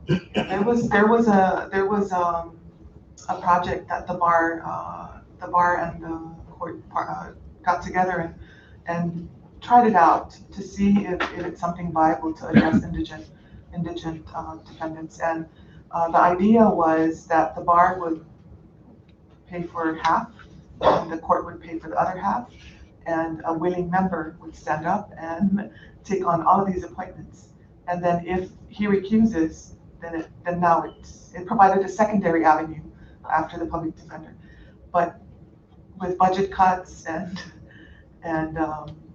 it became a budget issue, and so we were not able to continue the program after that. Also, it depends on the bar membership and how much they collect, and so it's on both sides. Okay. The budgetary cost is on both sides. Okay. Yeah. Thank you. Finish that out. Also, it was a lot of work for there. Oh, Like, if they're for just that one person, yeah. and for the amount they're paying, it was a lot more than the person covers, so that's another big issue. Okay. Thank you. Yeah, I don't want to speak for him, for that person, but I think he said his law firm clients started to shift off in a different priority because he had all these cases. Yeah, it became a full-time thing for him. Okay. Well, and then so speaking of the funding issue, I understand that some money was borrowed by the administration last year to address the COVID crisis. And has all of that money been returned to the judiciary? I'm not aware of anything being borrowed. We're not privy to discussions about where the funds come from. What we were told was, can we please meet and on the HVAC contract, can you hold off because we have this, it was at the onset of the pandemic. Okay. We didn't know where we were headed as far as numbers and how to respond as a community. And so we were requested to meet with the executive branch, which we did. They explained to us their discussions on how to pursue closing the borders and what our response would be for the emergency.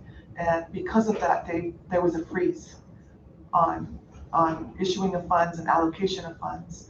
That was lifted in June, and so we were able to issue the notice to proceed to our existing primary contractor. Okay, thank you for clarifying that. And then have you received in the judiciary any additional funds since then with the community disaster loan or even with the ARPA funds that have come in this fiscal year?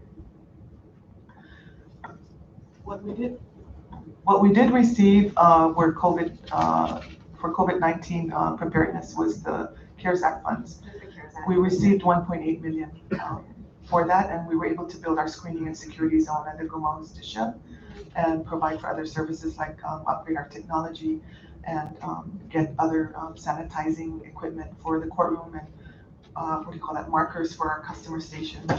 And but more recently? More recently, we have a commitment for ARPA. But nothing yet. Nothing has reached our accounts. We did run into, for the CARES Act funding, there was one last allotment for payments to our vendors that took a little bit longer than usual, but that has been addressed. For ARPA, there's been some discussions, as I mentioned earlier, with Chairwoman Babauta about the funds that are allocated for personnel for next fiscal year. And there's also been a commitment by the governor that he announced at the Proclamation Week signing for 10 million. Okay, thank you. But have we received anything? Not as of yet. Okay. And then I just have a couple of questions. I think mostly for Judge Tenorio. I was really interested in the statistics that you cited about the mental health issues affecting people who are incarcerated nationally versus locally. So 70% nationally have 17%. Yes, Okay. which is very close, right? So it's kind of, and so 15% locally. That's right. documented, right? And then I understand that there will be a veteran track as part of this mental health court. Do you have any statistics there? So yes, well, yes and no. I met with the chief prosecutor and the chief public defender in preparing for mental health court, and they expressed to me that as far as felonies are concerned, that maybe they get one veteran every 3 years, if that. Okay. But we want to make that service available because 75% of my children serve in the U.S. military, and I know that per capita we have the highest number of soldiers, and I think that's important to have. So. Yeah, and I'm really interested in the behavioral health resources, including the veterans behavioral health resources that would be available when this mental health court is ready to launch. Like our behavioral health providers it's a really small pool here. Yes. But there are providers on Guam that may be able to assist. There's a veterans court on Guam.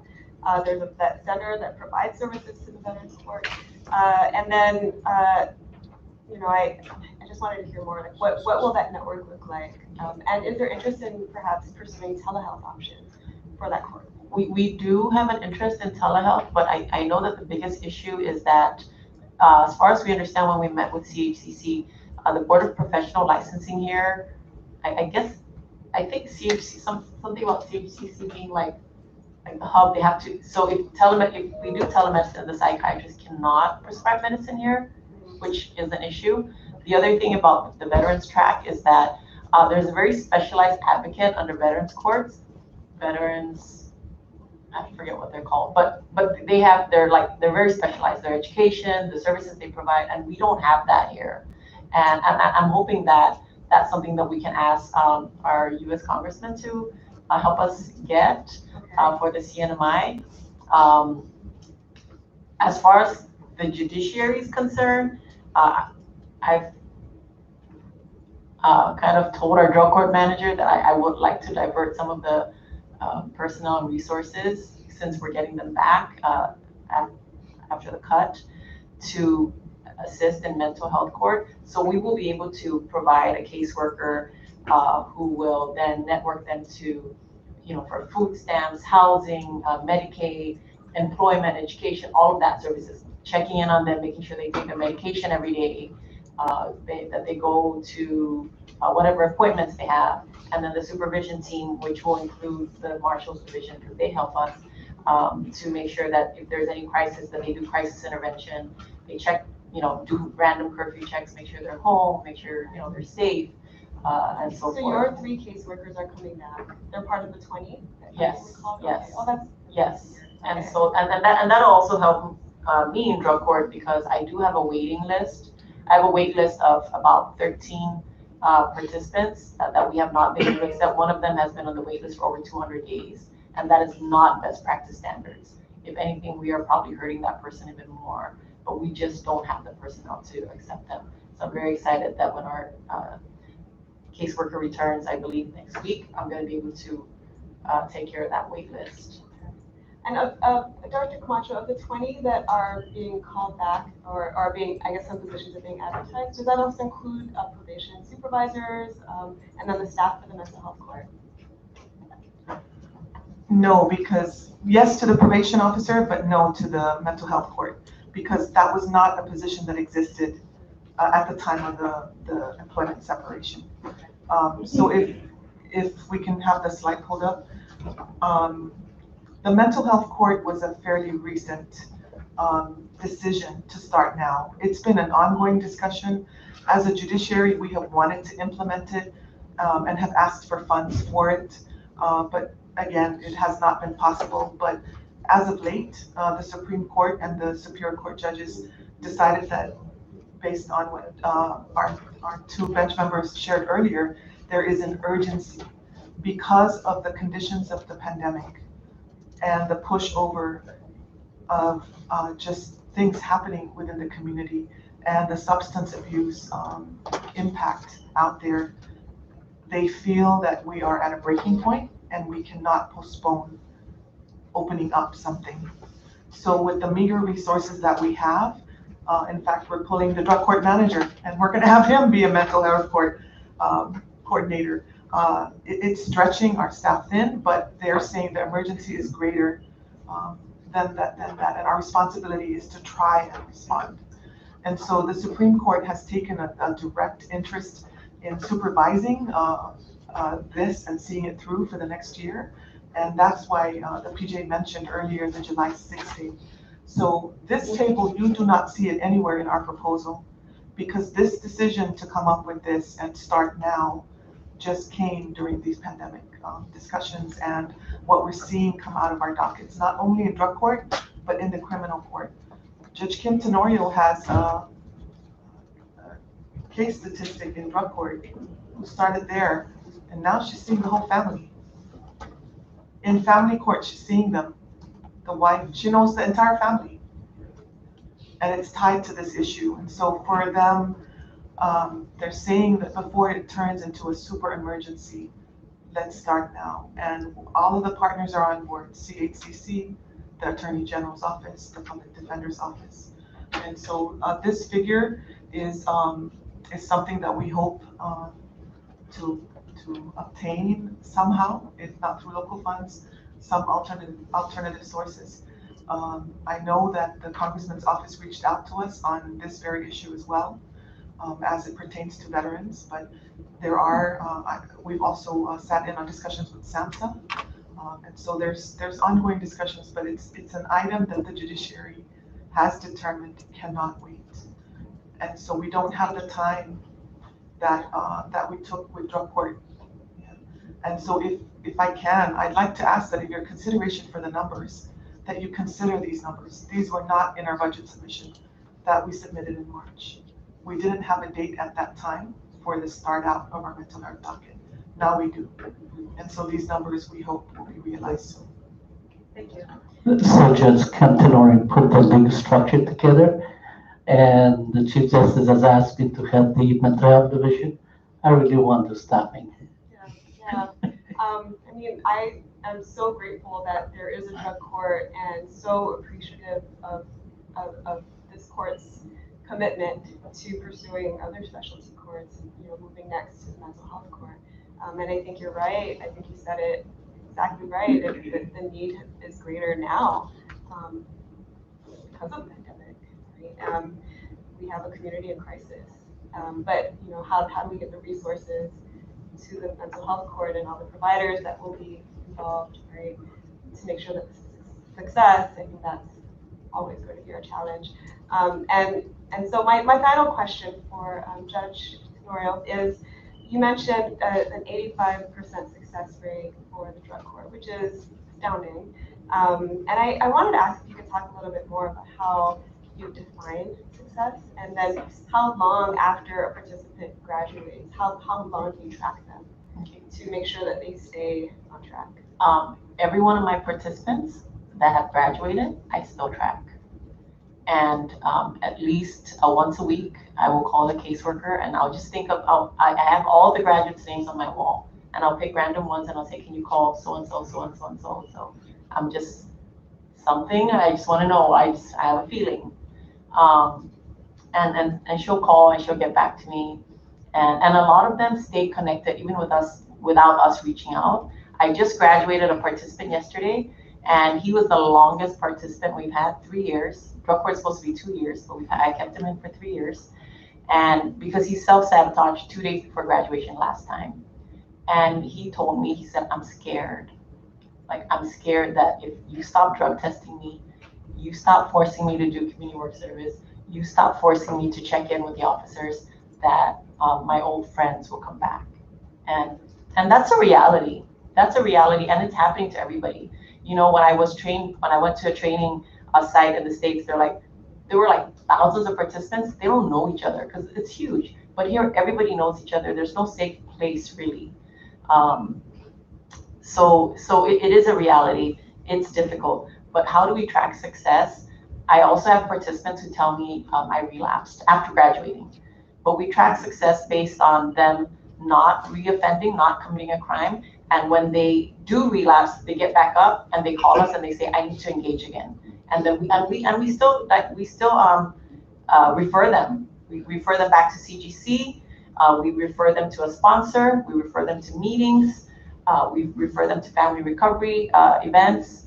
So we still engage them. So I'm still aware of where every one of my participants are, my graduates. So that's how we track success, based on them not reoffending and them not reoffending.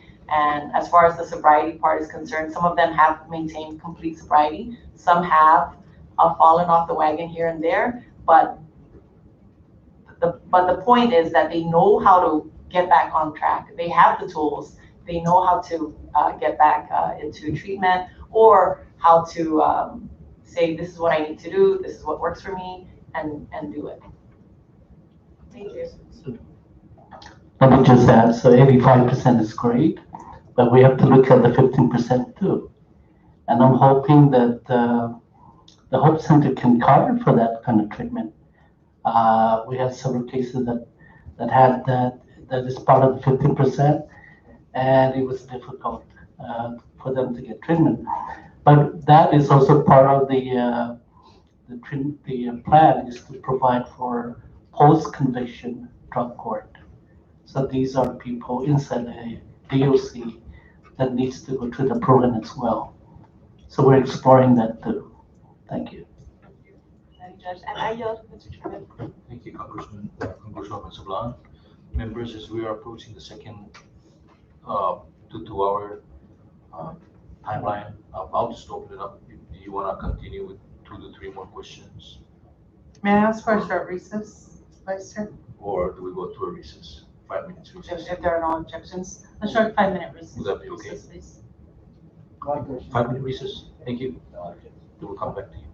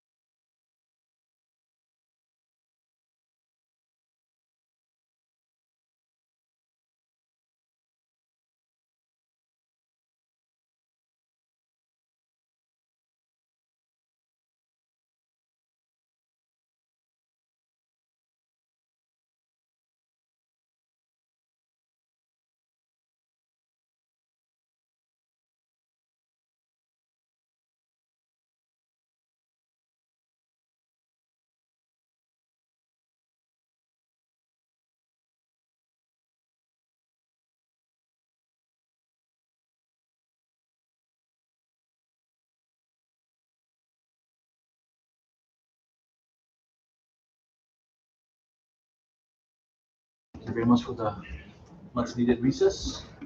At this time, the chair recognizes Congressman Lizama. Thank you, Chairman. Thank you, Presiding Judge Anaha, Associate Judge, Mr. Kim, and the rest of you for the presentation. There was a lot of good questions that was asked.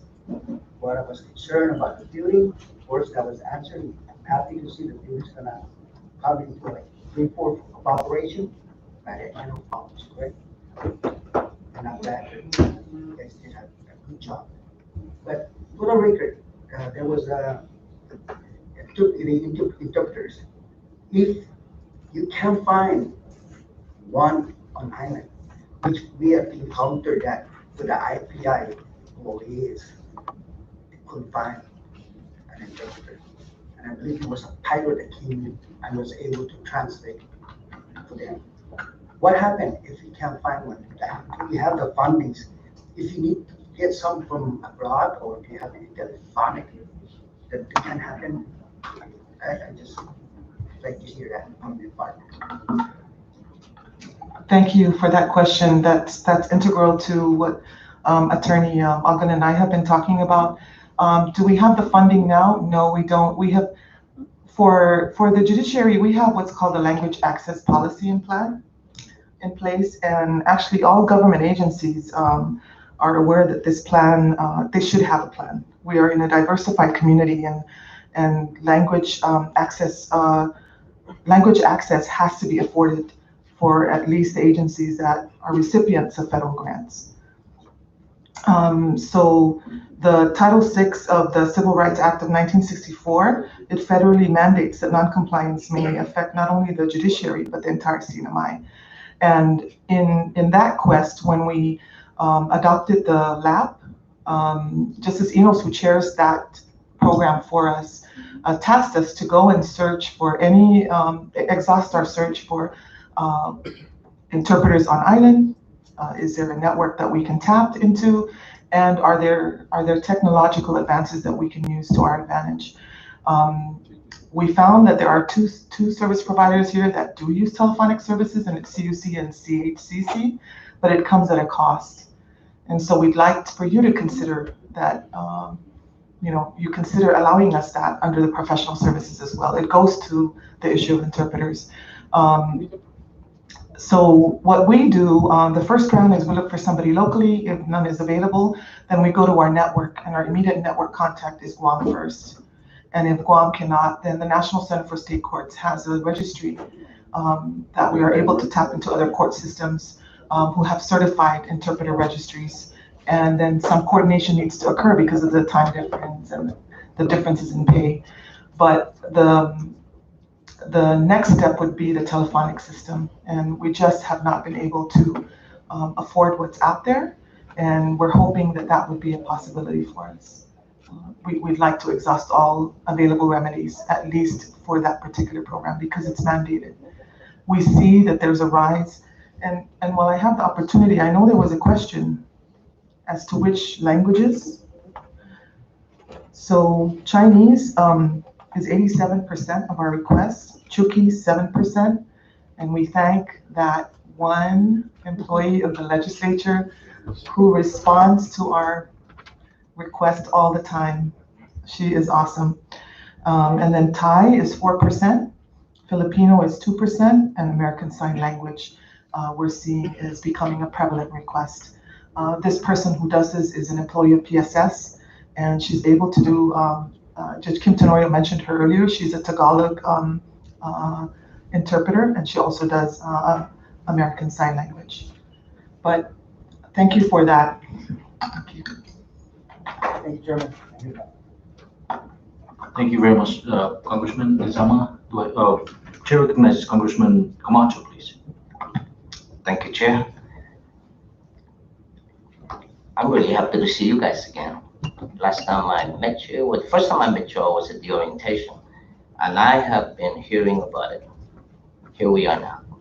So I'm really, really excited with the development and with everything that you all have mentioned. But I'm also kind of sad that we have to sit here for the next, 2 hours? not to give you money. You should be getting all this money, really. You're one of the 3 branches of the government. You shouldn't have to be sitting here for this long. We should just give it to you. So my only question really is, with that money said, we want to give you the money. I hope the body really works it and give us the money. But my question is, are your staff adequately paid?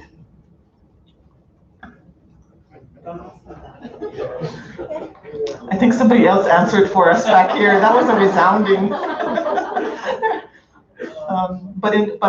No, not at this time. We have looked at national standards. We have also looked to our neighbors who have done human resource studies for pay scales. Guam obviously is our immediate neighbor, and they have completed that. If you take a look at the pay scale for judicial systems and what the national standards provide for, we are severely underpaid. Take, for example, the law enforcement group. Our deputy marshals are supposed to take a bullet for court patrons and judges. Their entry level is 20,000. At the height of the pandemic, they were our first responders. The Chief Marshal Tarkong, Chief Probation Officer Simram, and the compliance officers under the direction of Drug Court Manager Ed Diaz, they took to the front lines and made sure that we were COVID compliant, that people had access to the different services. But if you look at their pay, is it commensurate with that? And so every year we have consistently asked for 10% increase. Obviously, revenue generation is tied to that formula.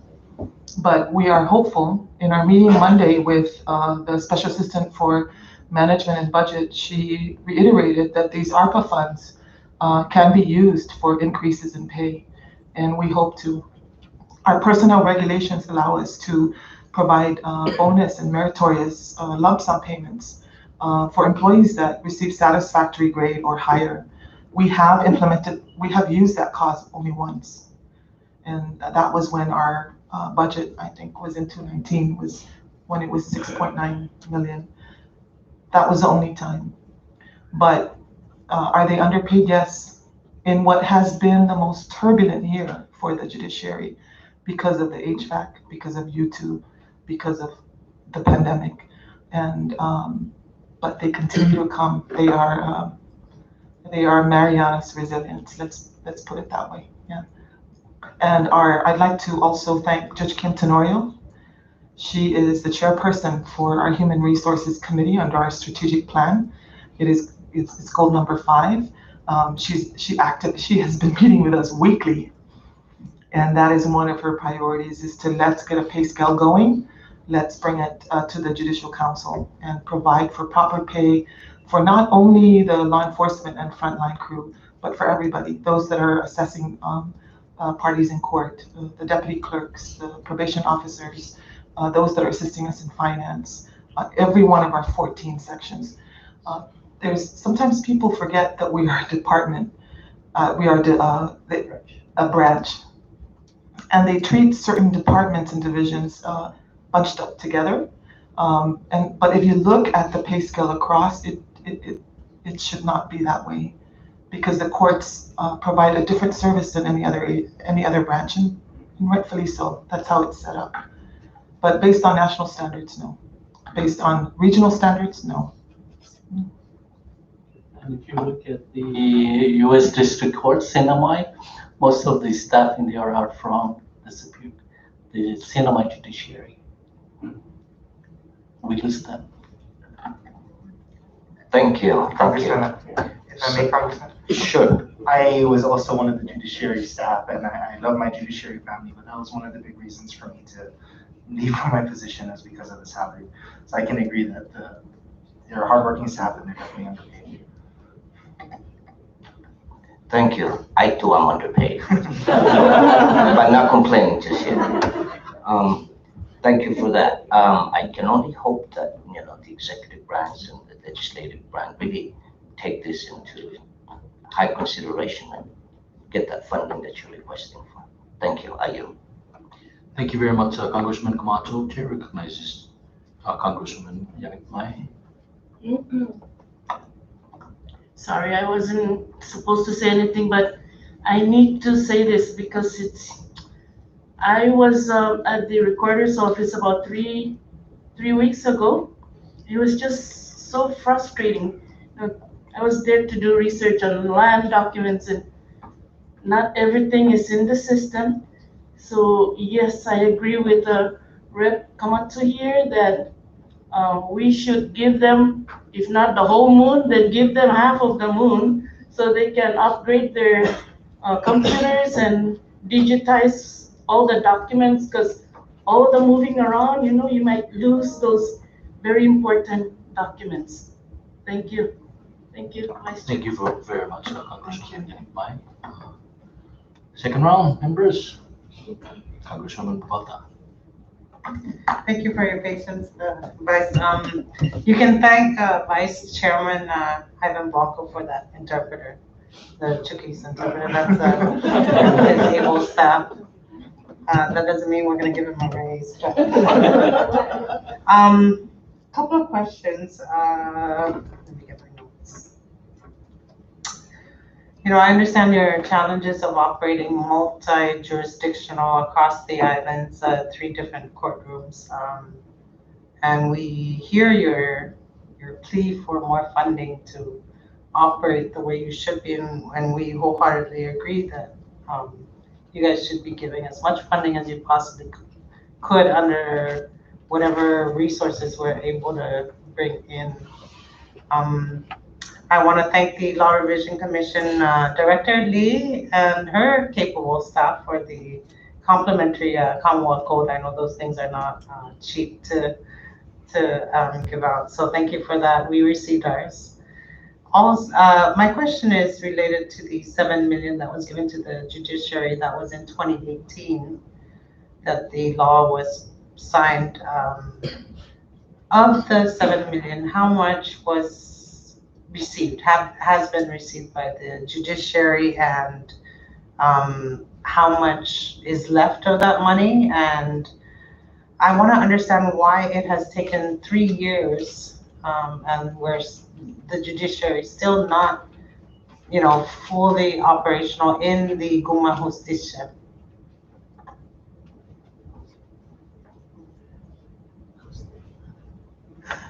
Thank you, Your Honor. So the amounts that you see on the screen, to date, we have expended 5.7 million. And what is remaining under that public law is 1.2 million. But you see that it's showing a 0 balance because we're hoping to encumber those funds for the interior and exterior walls and the fire sprinkler system, the remainder of the mold remediation and mitigation efforts, so that it doesn't happen again. So as far as numbers, that's what's there. What has come to us? None have come to us. This is an account that's held under the Secretary of Finance. It started out, David Atelick's predecessor was the expenditure authority, and then when he came on board, he actually helped us escalate the process and move things faster. And so once he came on board, the pandemic hit, so he said, hey, can you just give us some time to respond to this public emergency? And then once they were able to see what the direction was on the COVID response, they came back and said, okay, we will issue the notice to proceed for the primary subcontractor. That was June of last year. That's really when they started taking apart the walls and the vents and removing the mold from the building and the furniture and all the other hardware. But it has been ongoing. It's continued. Payments have been made.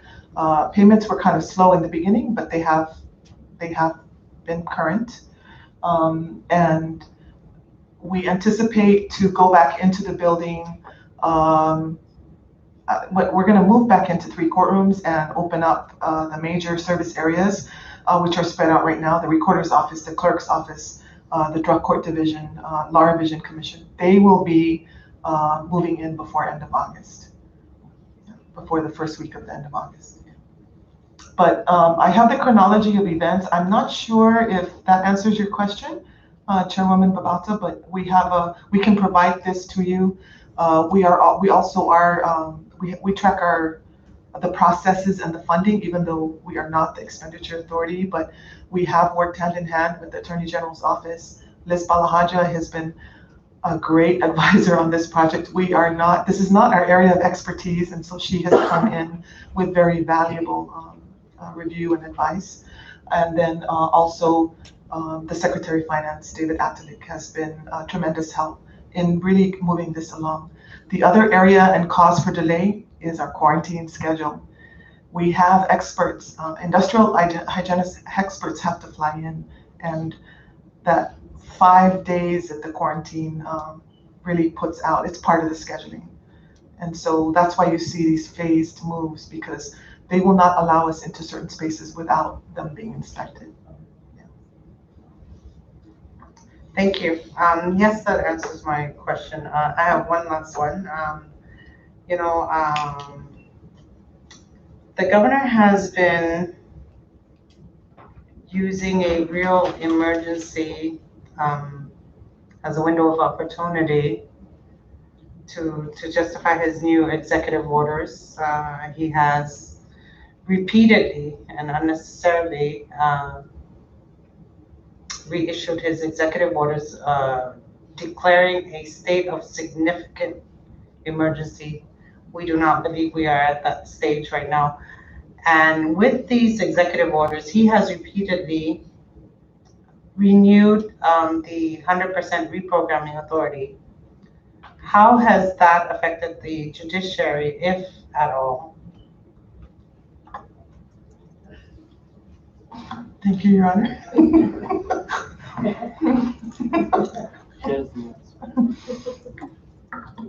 We are not authorized to comment on the first part of your statement. As we all have seen in other jurisdictions across the nation since COVID-19, matters concerning the pandemic have hit the courts.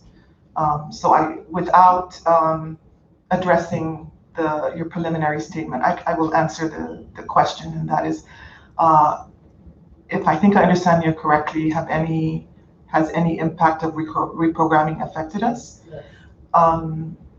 There was a time where there are 2 occasions where the pandemic was relayed to us as a course of delay or as a course of please hold.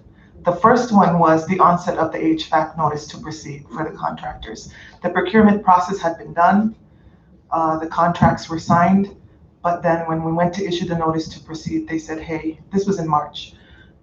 Please hold, there is this huge worldwide event. Let's see what our local resources allow us to provide this emergency response. That's the first time.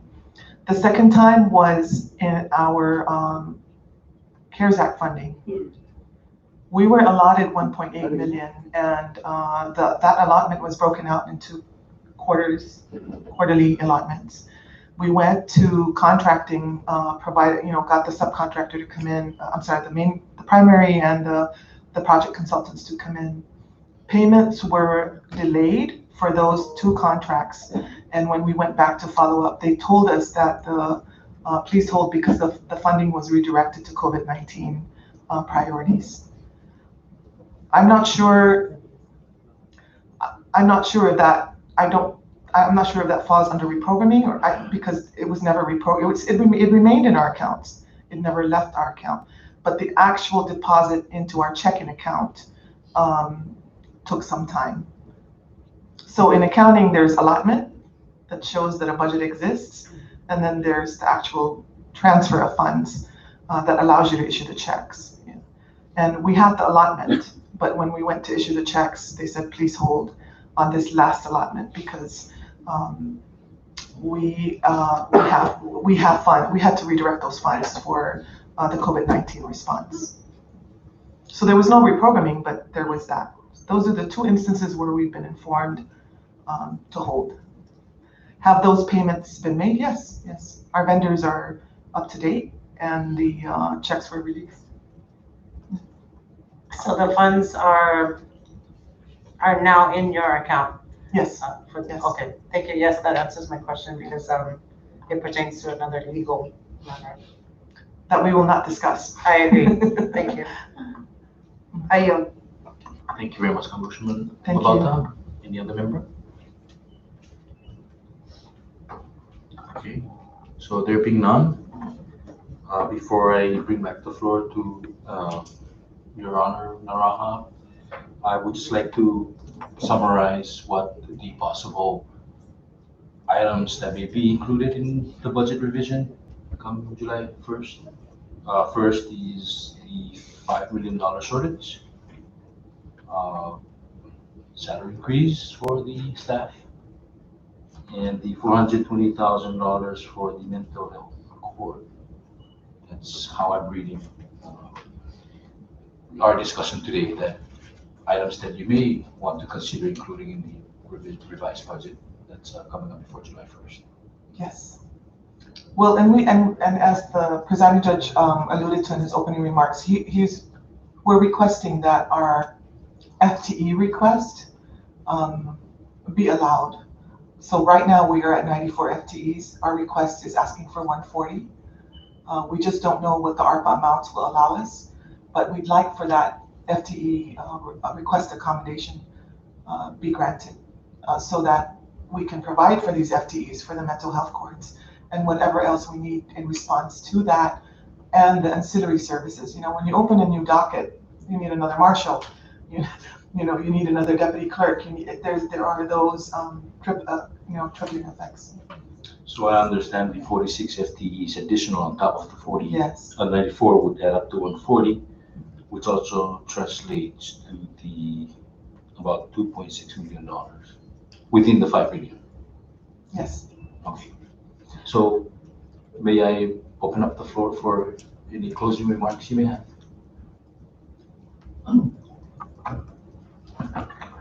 Once again, thank you, Vice Chairman Blanco, members of the Ways and Means Committee.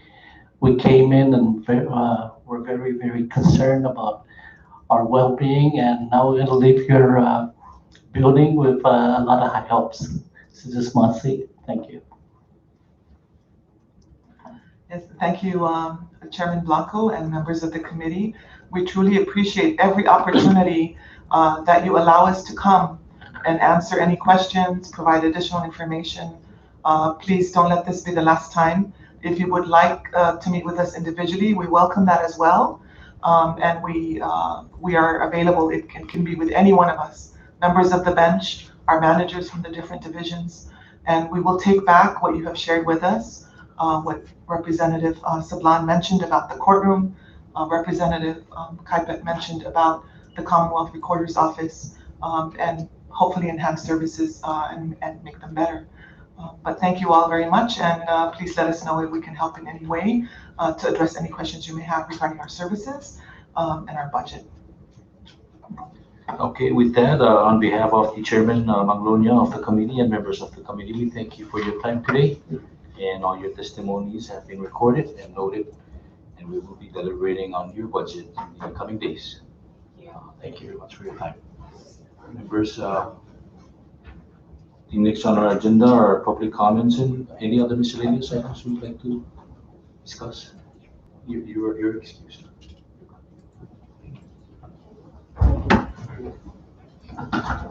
We'll take a 2-minute recess so we can.